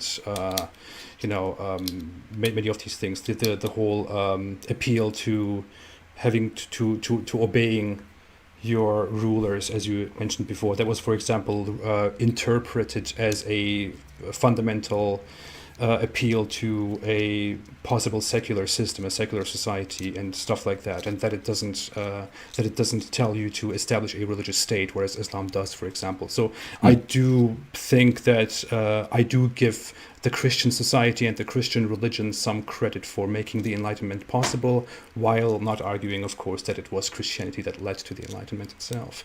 Actually, that's a really interesting distinction, and I don't think that like Christianity is like, oh yeah, we need Christianity in order to develop like the scientific method. There are people that say that because the first like famous scientists, people like Galileo, were very Christian, and that means that like science is based in Christianity, and it's like, no. But I do see the point of you saying that a Christian society maybe made the Enlightenment possible, even though there were certain anti-Christian attitudes that came out of the Enlightenment. And that's actually that's an interesting topic that we could possibly dig into some other time. I've argued with Armin about that stuff too. He's very angry with that stuff. he gets really, really passionate about that stuff. So that's a huge topic though. We definitely do it justice, like rattling things off the top of our heads. Yeah. But we can talk about that forever. I think we should have these discussions, definitely. There's something that I was asking earlier among the in the ex-Muslim subreddit, and many people were bringing up struggles that we experienced as religious people as we were younger, or when we were in our religious times, and of course there were. I bet that you had a lot of struggle regarding stuff like sexual relationships, stuff like that was probably very, very common, very dominant, and you probably, when you look back, you probably realize how much that affected you, right? Yeah. Did you get married when you were? You're married, right? Yeah. And So it was, I didn't. I didn't have like sexual relationships or anything like that. Like I didn't even really think that flirting was okay. But yeah, my wife and I were both Christian when we got married, like relatively young, when we were 21, and it was probably like 6 to 8 months later after us getting married that I was like, I don't really think I'm a Christian anymore. And she started basically, I literally never had a single argument with her. I never tried to convince her of anything at all, because I was very much like, I don't care about like you agreeing with me. I don't care about us having to have complete unity on these things. Like, if you want to understand where I'm coming from, you can dig into it. And she just would ask me questions, and I'd answer her questions if she had them, and be like, you got to make up your mind for yourself. But she's now an atheist, and but yeah, I mean, for both of us, it was just like there was a very strict way that you had to do things, just like sexually. And when we were younger, I didn't really receive. She did to a certain extent. I didn't really receive like sexual education at all. I was taught that like birth control might be sinful, but we're not completely sure. And if anyone was going to advise me to use birth control or not, like the church was 100% against all birth control, including condoms, including the pill, everything. Any kind of birth control is really bad, because you're taking that decision out of the hands of God, which apparently you can just take decisions from God like that because it's so easy. But I didn't really know if birth control was a sinful thing or not. My parents were very ambiguous about that. But no sex ed. I pretty much just learned things from my backsliding times when I like watch porn. You know, that's the sex ed that I had, and I was lucky enough to have parents that had said at some point, "Oh, porn is so unrealistic with the expectations it sets for kids." And I had heard that and took it seriously, and that is true. And so I took everything with a grain of salt that I saw on the internet. But my sexual education was just random shit on the internet, and I didn't have relationships in high school. I didn't have sex before I was married. You know, we were very strict about it. I grew up with such a weird thing regarding that. Like, I don't know. My parents had always had this weird attitude when it came to sex. It was something that they never talked about, never told me anything about, never even made any comments regarding, negative stuff. It was just kind of something that they found awkward to talk about and that they never mentioned. I never remember them mentioning anything about it during my entire life. So it was very strange for me to grow up and not to hear anything from that at all, to not have... to only get some information from friends as I'm growing up, to get stuff from the school, and from here and there, and then I kind of felt very awkward to go into the world knowing nothing, and it's just all due to my religious background. And I don't know, it kind of makes you feel strange that you are going out into the world embarrassingly ignorant of things that a human should actually know about. Yeah. It's kind of like with the amount of education I got. I don't know. I don't know how much you want to share about your experiences or anything, but if with the absolutely abysmal education that I had, if I had tried to hook up with someone when I was 18 or something, like in college or like in high school or something, I wouldn't have really known what to do. You know, like I wouldn't know how to establish certain boundaries, or like have a conversation about consent, or, you know, I wouldn't even know where to get birth control if I wanted it. Like, you know, I was so completely unequipped, and so it's a good thing that I followed my parents' instructions and not like sleeping around, because if I did, somebody would be pregnant. You know? or at least I would have had some kind of experience that was not optimal. Something could have come out of that. I don't know, for you, did you, obviously share as much as you want or as little as you want, but did you find yourself just kind of like what am I supposed to do with this when actual opportunities presented themselves? Well, I was never actually involved in any. I mean, I had girlfriends when as I was growing up. That was all there was to it. I never went too many steps ahead. Uh, I became religious, and only after that, kind of, did I. After I start when I was religious, I had this thing. The whole sexual stuff became even more intensely weird and taboo, and only after I left, I thought, what the hell did I do with my life, man? Like, and then I wanted to go out there and just explore stuff and learn things, and that's kind of how it developed. I don't know. Yeah. It's strange. By the way, people are saying I have a very diverse audience. There are many Christians who are on my channel too. I don't just have atheists. I have everybody here. So some people are complaining about misrepresenting Christianity or criticizing Christianity or criticizing belief. Some Muslims are talking about Islam. But I would always love to host a conversation with somebody who can actually that I can actually discuss Christianity with. It would always be appreciated. I don't know. I haven't really found anybody who would like to. I don't want to do that stuff with David Wood, because I feel like we have a different relationship.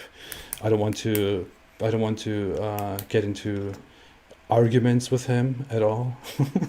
Yeah. You want to keep being able to do your thing and working together rather than possibly spoiling that. Yeah. That's understandable. Yeah, like even when we came together, when we met, and we were walking around, it was kind of clear. He told me he doesn't want to talk to me about his beliefs and my beliefs, and I don't want to talk to him about that stuff. And people want us to talk to each other about these things, but we keep that stuff to other people, to other conversations. We don't do that with each other. We just have a different issue going on, and we'll just stick to that because this obviously works. So yeah, that's a nice. I mean, that sounds like you guys can have some like respect for each other and work together on that, and that's a good thing. Yeah. Okay, well, we talked a lot about Islam, Christianity, our experiences. I don't know. Is there anything that you want to go on with? Otherwise, I will just start reading super chats and responding to them. One thing I was wondering, just to give people a little extra thing to hopefully be entertained by here at the end. What was kind of the most extreme or ridiculous thing looking back now that you ever said because of religious reasons or thought because of religious reasons? I mean, you may very well not be able to remember the most extreme thing, but does anything come to mind? Well, you have to really define what you mean by extreme, because we're talking about Islam. Do you mean extreme do you mean extreme in terms of ridiculous beliefs, or do you mean extreme in terms of violent, hostile beliefs? Because let's say you look back on something and you're discussing something here that you look back on and kind of cringe and laugh and think is just so absurd that you could ever entertain that idea. Okay, there was one thing that I actually feel terrible about, because my entire life I prided myself with of being the opposite of the whole machismo guys, of the opposite of trying to be a tough guy and trying to impress people and stuff like that. So I always liked the company of girls, of women. I always thought they're more interesting. I was always kind of this my own guy, everybody is equal and stuff like that. I supported women a lot, but during my religious times, I became so zealous, so strange that fundamental beliefs that I held changed in very terrible ways, which later made me feel very disturbed. And there was this one moment which I remember, where I was in a classroom, and Turkey is quite a secular country. Teachers are often very secular. That's currently sadly changing. But our teacher was talking about how the judiciary system and stuff like that and society worked in the Ottoman Empire, in the Islamic Ottoman Empire. And he said something along the lines of course, many of us here today don't agree with many things that happened in the Ottoman Empire. For example, in the Ottoman Empire, it was quite normal that a woman is to obey the men, and that in front of a court, a woman's voice is only counted as half of that of a man, because she's not regarded as an actual person in terms of giving a witness. And Yeah. he said, who here would possibly agree with that? And I raised my hand, and he looked at me and he was like, why? And I said, well, that's because that's what the Quran says. And he just kind of turned around, just did this little smirk, and then we moved on. And I did that, and people looked at me and were like, what the hell, man? And and I actually felt proud of that, because I thought, I am just doing what I'm supposed to do. I'm speaking the truth, because this is the truth, because that's what the Almighty Allah tells me. But when I think back about that, I feel like, man, I wish I could go back and punch myself in the face. Yeah, so that's one of those things that, like, late at night you're lying in bed awake and you're just like, oh no, why? Yeah, why did I do that? You like hope that other people don't remember it as Yes, clearly as you remember. exactly. But here I'm telling it in public. So, what was it with you? What did you have? Oh man, so like the pseudoscience was such a big thing that, you know, I could go with that route. Like, for instance, we didn't believe in we didn't believe in tectonic plates. Uh-huh. Like, we thought the tectonic plates were there, but they had always been just the same. For some reason, God made completely arbitrary cracks in the Earth's crust that caused earthquakes. There was no reason for it. It just was that way, and we didn't understand it. And God's ways are higher than our ways, so whatever. Yeah. But if you think about it, I thought there was a worldwide flood, right? And I thought that all life on Earth, all was wiped out, except for maybe some fish that could have survived, maybe some bugs that could have survived, like the worldwide flood. But certainly all the mammals wouldn't have survived, except for on Noah's Ark. So I thought pretty much all animals come from Noah's Ark. Well, when you don't believe that, like, there's a such thing as, like, tectonic shift, that, like, land masses can move around, that means that somehow all of the animals that exist would have had to get to where they live now after the flood. So, like, that effectively means that koalas must have swam to Australia. Like, that kind of stuff. We even, like, seriously played around with the idea that after Noah landed on what was it, Mount Ararat, it was a volcanically active region at the time, which, by the way, there's no evidence for that. Maybe all the marsupials that now live in Australia were standing on top of a landmass that volcanically erupted, and they shot off into space, went into orbit, and didn't die, and then came down, landed on the ground in Australia only to be fine and to reproduce and populate the entirety. Yeah, so there's that. That's an embarrassing thing. And I think that my embarrassing moment had to be, like, one time I was just on, like, a skating forum. As you can tell, like, I was really big into skating when I was a teenager. So I was on some online forum talking about skating with people. And there was some random thread. This was, like, predating Reddit. So it was basically, think of it as Reddit. And there was some thread that someone started that was like, oh, what's your worldview? How about everybody tell everyone a little bit about themselves? And, you know, I went on the whole Christian thing, and, like, I was a 6-day creationist, all of that, which is embarrassing in its own right. But then someone said, like, oh, well, you know, I believe in evolution because it's proven. And, that triggered 15-year-old me. And I literally said, I had all of these conversations with them, all these, like, stupid little points that I made that really were completely, like, incoherent, trying to disprove evolution and say it was an atheistic, satanic religion and all this. But my, like, mic drop moment that I was so proud of when I was 15 was that I was like, okay, well, I have said that I believe this, random internet person, and you have said that you believe this. And what it all boils down to is that I believe in the beginning, talking about Genesis, in the beginning, God, and you believe in the beginning, dirt. And I actually said that verbatim to someone. And I remember no one would argue with me after that, and I thought I won. And then I realized that, like, years later, The reason why no one talked to me after that is because they realized I was a 15-year-old kid just parroting his parents and random videos that I'd watched from Kent Hovind. And like my friend who lived in the area, who was also on that forum, like was majorly like an atheist. But he was like, guys, give him a break. Like he's a kid and like he's trying to be nice. He's just doing what he thinks is right. Like give him a break. He's not a bad guy. Nice. And the fact that he did that showed me so much like love and empathy and understanding, more so than I had ever shown anyone else that differed from me. And so while it was an incredibly cringy moment, that random atheist guy named Josh that I used to go skate with illegally on construction sites, he showed me something that like you could understand why other people are coming from a certain standpoint that's obviously wrong and kind of ridiculously, laughably wrong, but you can still be like, I get it, you're not a bad person. Just like your video where you were talking about that you don't hate Muslims, like you actually like love and care about Muslims, which is why you talk about this stuff in the first place. You know, so that was an embarrassing, cringy moment. I still cringe, but like I'm really glad that it played out the way that it did. Awesome. At the same time. Awesome. Yeah, that is something I can imagine myself if I did that. That is probably something that I would randomly on a random day sitting there, I would suddenly start thinking about it and just be like, oh my god.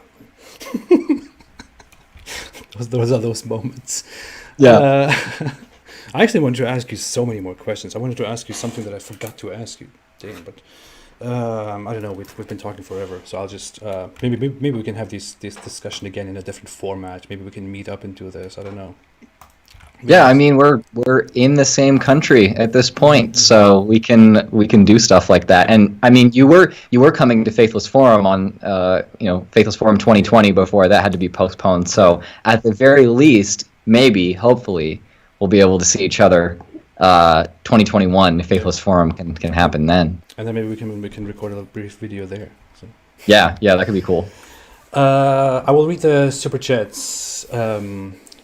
Introverted Smiles just joined. Hello, Introverted Smiles. What's up? Hey.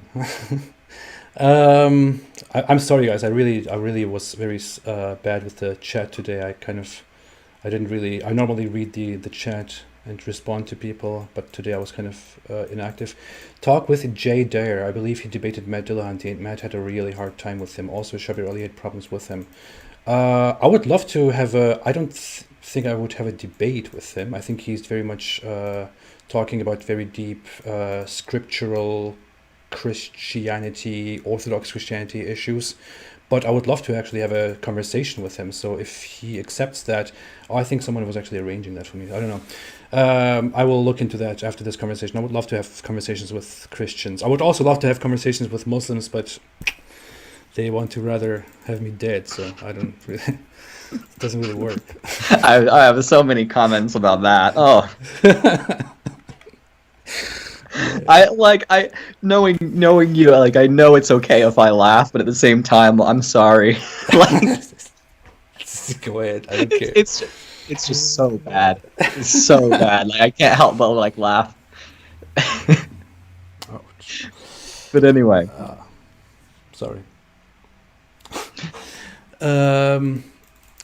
Okay, Devin Phoenix became a member of the channel. He just joined the channel. Thank you so much, Devin Phoenix. That's how you say it, right? Devin Phoenix just became a member. Thank you so much for joining the channel. Thank you for being a prophet, a member. I appreciate it. You will now have a little prophet head next to your face. That's amazing.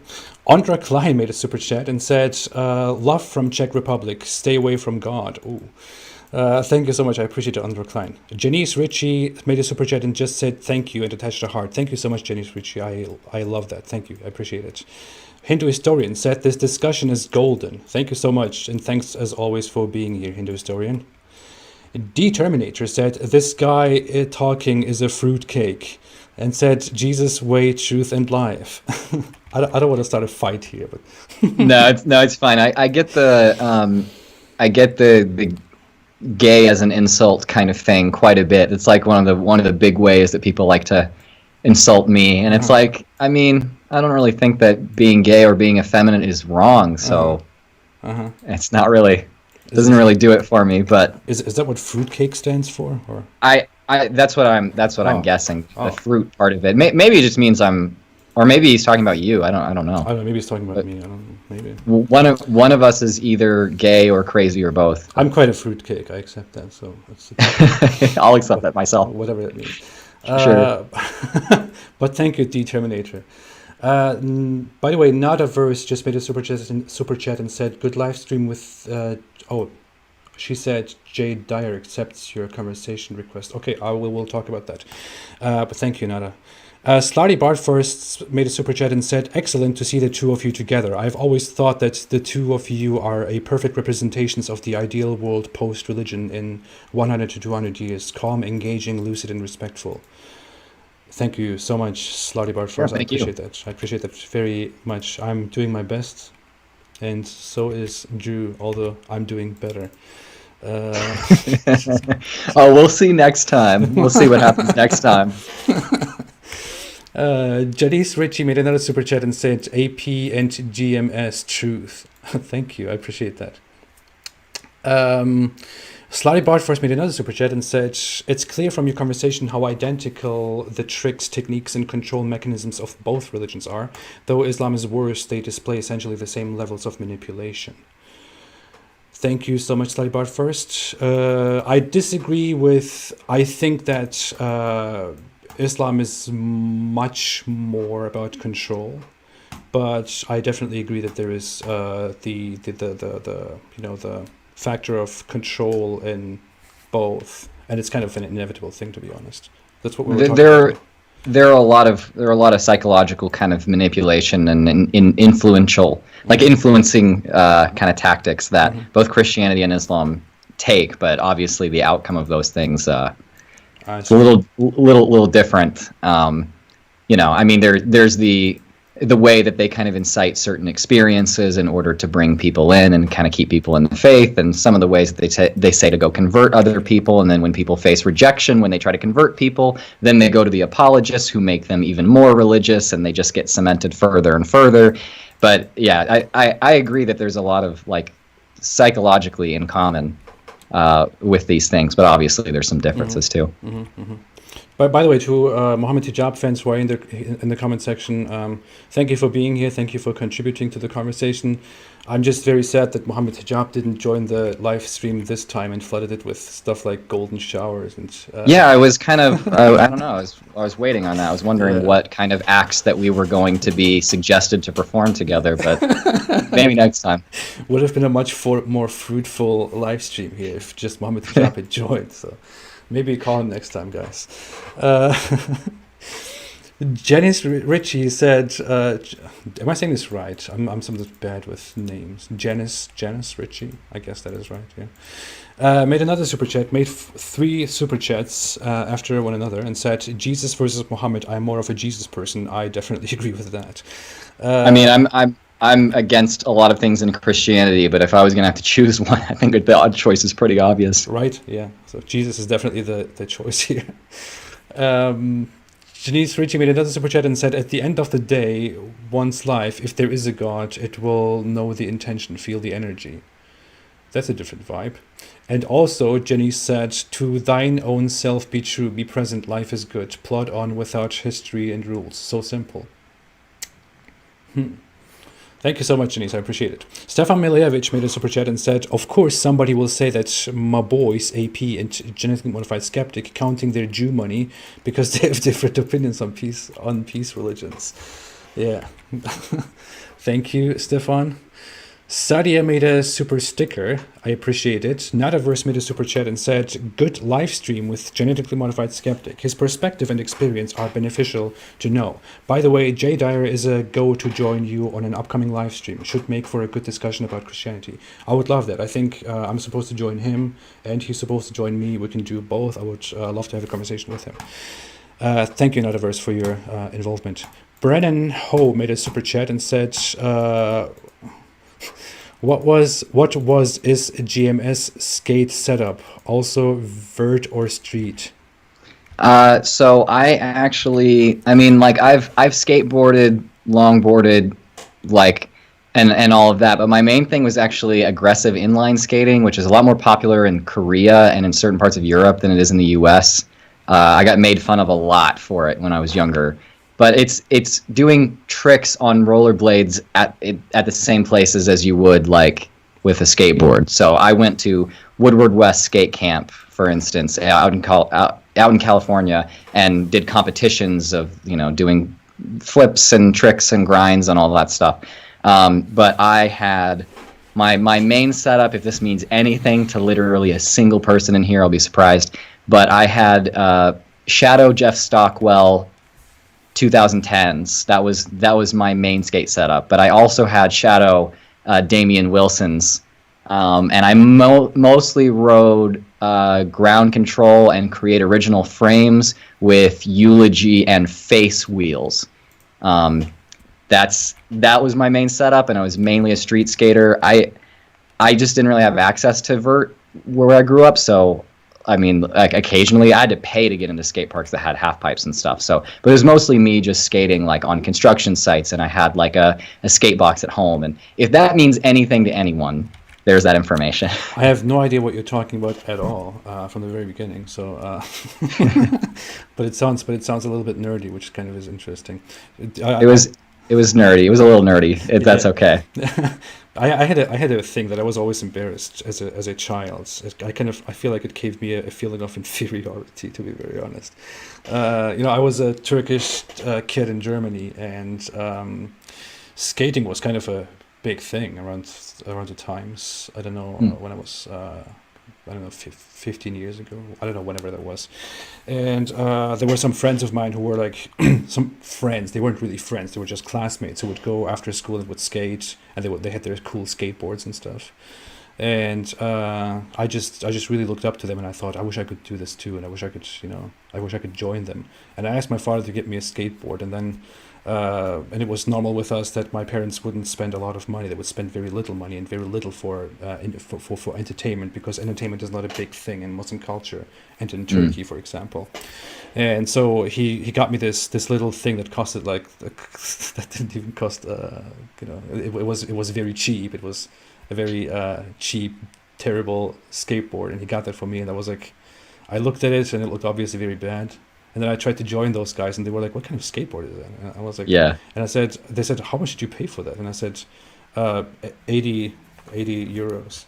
And they were like, "No, you didn't. That looks like you got it for like 15 or so." And I was like, "Well, you don't know." Oh no. Anyway, so there was a moment of ridicule that I felt so embarrassed about, man. Hey, well, it sounds like you were the kind of guy at the skate park that like all of my acquaintances might have been kind of mean to, but I would have like gone up and been like, "No, don't feel bad, man. Like, it's okay." Like, that would have been me at the skate park. Yeah. Strange. I appreciate that, by the way. Thank you. I will just feel like I'm there, and you just did that to me. So thank you. Absolutely. Hey, if we ever go skating and you have crappy gear that you're skating on, then I'll definitely make you feel okay about it. We'll still be friends. I will remember that next time that I go back to my 12-year-old self, or whatever that was. Yeah. Thank you. Sarah Rainey made a super chat and said, "Very interesting discussion." Thank you so much, Sarah. I appreciate that. Ankit Takura made a super chat and retracted his message, so I don't know what it said, but I appreciate it. Thank you, guys. Thank you so much. I will read some regular comments as usual, and then I guess we will take off. I have one comment that I wanted to address that somebody tagged me in, if you don't mind. Someone, I don't know if I can find it now, but I did see somebody say that they're wondering about how I got out of the view of like a PC understanding of Islam, or like how did I escape the PC narrative? I wasn't raised with the PC narrative. We thought that political correctness was a tool of Satan. Like, no. I was when I went to a conservative Christian school, we thought that political correctness was just the gays trying to take over the world so that they could force us all to be gay. Like, I never bought into it. So like I actually now have a more tolerant view of Muslims and closer to a like more humanitarian, empathy-driven view of Muslims than I ever did when I was a Christian. I never bought into the PC stuff. I was always like, as soon as I became an atheist, I was like, Oh, well, obviously, like I don't think that like a God is real. I don't think that you could demonstrate, like you could verify that any God is real, but I don't really know exactly what I think about all these other religions, maybe like ethically or whatever. And in digging into Islam, I saw people that were kind of like atheists, like sticking up for it, and I was like, okay, that doesn't work for me. That doesn't make a lot of sense. I get the idea that there that there is bigotry, that there is discrimination there, and it's true. I mean, I was not taught by my parents, but the surrounding society to call Muslims like slurs and stuff. And so there's definitely that discrimination there. I was taught that if you saw a woman walking in the grocery store with a hijab, you better watch out because her genocidal husband might come up and cut your throat because you're an infidel.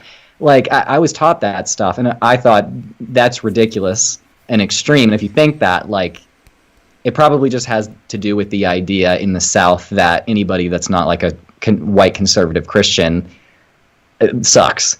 That's probably all it was. And then there were like people on the left that were just trying to fight against the bigotry of the people kind of in the South and on the right, and they were going a little overboard with it.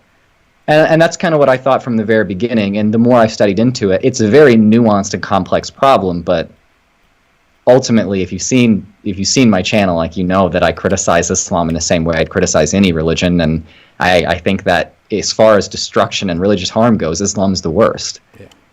And I never was at a point where I thought that Islam was just all great and it's all fine. I was never like that. I want to applaud you for that and thank you for that, because it is a huge problem. I recently gave a speech about that just a few days ago, about how this is a major problem among Western atheists. This strange attitude that Islam is a minority religion in the West, that we need to be especially sensitive about it, that we shouldn't be singling it out, that we have misunderstandings about it, that it is not very different from Christianity, etc. And it is just mostly based on complete misunderstandings of Christianity and of Islam and of the comparison of the two and of Muslim society. It's like, of course, there are similarities. There are certain similarities in their fundamentals and in their teachings, but the two religions have entirely different structures and entirely different attitudes when it comes to different religious groups. When I had this journey where I went back to Germany and visited my old school. And I remember growing up with Christians and how they were so understanding and so tolerant about our the Muslim society and about our religion. And I even remember as a child how those Christians were totally understanding about our religion. And I even remember back then thinking, it's kind of strange how they treat us so naively and we think all this terrible stuff about them. And but many people, even many atheists who stop believing in Christianity, don't exactly understand the difference between Christianity and Islam, because there are so many differences. For example, even one thing that comes up is that, the Bible is also violent. Well, it doesn't really work that way, because the Bible doesn't have the same form of narrative that the Quran has. The Bible may, for example, contain more violent words, which does not mean that it is more violent than the Quran, because when the Quran talks about something violent and something that Allah wants you to do, that means that Allah really wants you to do that specific thing, and that is now a rule. Whereas the Bible mostly talks about violence that was, for example, done in the past or done in specific situations, and it's and this is just one of the things, but there are so many. There are people and there are Christian sects like very, very similar to the one I grew up in who do believe that we should be going out and doing certain things. It usually had to do with that we should vote in leaders that will put LGBT people to death or something like that. It wasn't that we should go out in the streets and do it, or it wasn't that we should go conquer other countries that are like LGBT friendly, or there wasn't that. However, I will say that for a long time that attitude has been in the minority. with Christians. I mean, especially like in Europe, that hasn't been a thing for a while. Like when we bring up the comparison of Islam and Christianity and religious intolerance, I feel like very often, of course, I'm not talking about extremes. There are groups that differ in their attitude and in their behavior and their beliefs. But the main thing that we get is, well, Christians believe that everybody will go to hell. Well, okay, fine, perfect, great thing that you mentioned. Muslims believe the same thing, and that's not the problem. I wouldn't have any problem with Muslims believing that others will go to hell. I don't think that matters at all, to be very honest. As an atheist, I don't at all care about the fact that Christians and Muslims believe that I will go to hell. I don't care. I don't give a crap about that. That's not important. It's not important to me. It is something that you believe, that is more of a thing, like to keep people believing and to keep people part of your religion. It instills that sense that you must follow God, that you must follow this religion, or you will go and be punished, or you will go to salvation.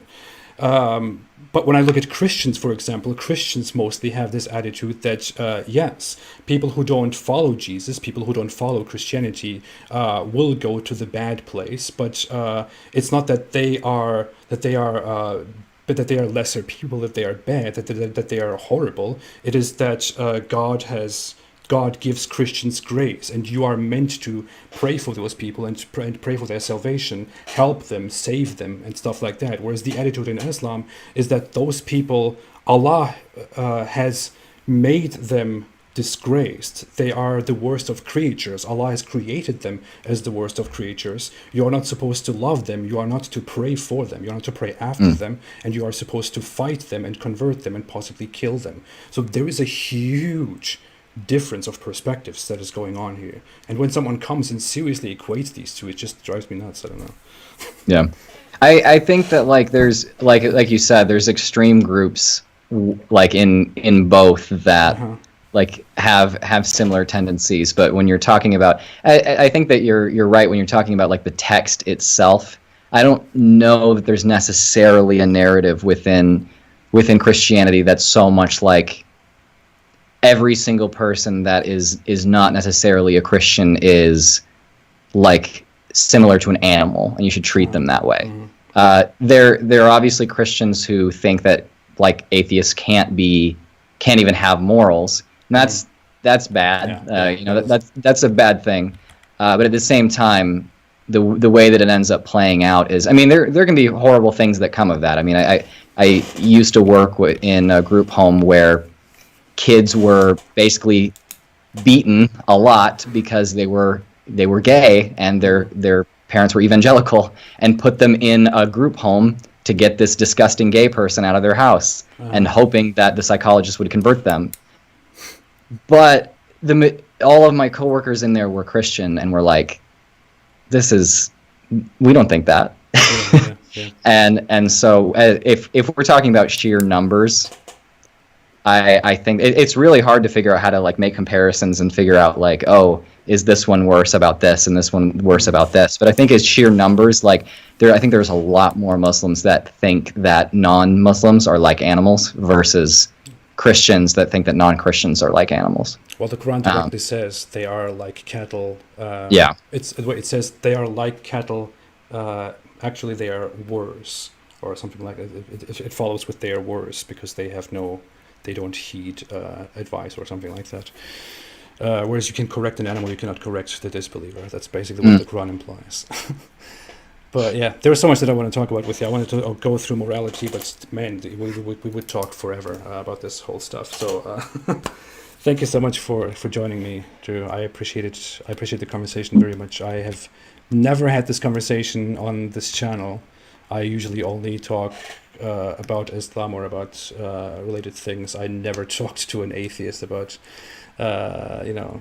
belief and disbelief and Christianity and why he doesn't believe. So this is kind of the first time that I did this, and I'm actually very happy that we made this comparison and contrast conversation. Yeah, absolutely. Me too. I was psyched to do this, and I had seen that like you hadn't done that kind of thing, and it's not that you like, well, that's not an important conversation. It's just you have your thing that you do that you're well equipped to do, and you do it. I'm not going to blame you for that, you know. And just like for me, I actually think that battling Islam may be possibly even more important ideological fight, or I think that like there's a lot more violence and religious harm that comes out of Islam than Christianity. But I'm pretty well equipped to battle certain things within, with my own videos, and I talk about Islam for sure, and I don't single it out, and I don't ignore it either. It's just that when I have something I think is valid to say, I say it, and a lot of the time I think that I have a lot more insights in Christianity as an ex-Christian. And so it's like we both do our thing. Yeah. I don't even think that it's to be very honest, from my perspective, that it's an important issue to battle or to spread atheism, but but I appreciate it because I feel like it definitely contributes to the public, to progress, to humanity, and changing of society and spreading of ideas. And I occasionally do it here and there. I do it in Turkish now. But the other thing is that I don't usually have these conversations because I just don't like atheists. Like I find atheists disgusting, and just kidding. I'm joking. But just don't get along with atheists very well. yeah. It just bothers me. I don't know. No, just kidding. I'm really happy we had this conversation. Final thing that I will read. Slotty first said, "Greetings both. By controls, I meant things like valuing acceptance without evidence, assuming the interpretation of a superior, assuming the other is antagonistic towards you, etc." Basic 1984. Yeah, that's part of religious thinking. I think it's kind of fundamental, inevitable to it. Ankit Thakur said, "I became an atheist early at the age of 13, and my family, Hindu, and friends are cool about it, and I discussed the idea of God openly with them. Love from India." I admire that so much, man. So good for you. But thank you so much. Thanks for sharing that. Okay, thanks everybody for joining. Thank you so much. Thank you so much, Drew, again for joining me. I hope we can talk again in the future. Thanks for coming. Thanks for bringing your ideas. Thanks, everybody. Have a fantastic day. And do you want to say anything final? Well, yeah, just thanks for having me on. And it was a great time. I'm sure we'll do something else together again, whether it's a live discussion or a recorded one or something in person or collab or whatever. I'm sure this isn't the last time we'll do something together because we both enjoyed this. So. Okay. Yeah, definitely. Awesome. Thank you so much. Everybody have a great day, and as always, stay away from Islam.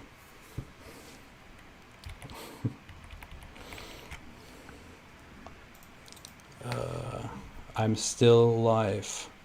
Yeah. Uh-oh. No, this is always... No, it's fine. It will disconnect now. I'm still live, everybody.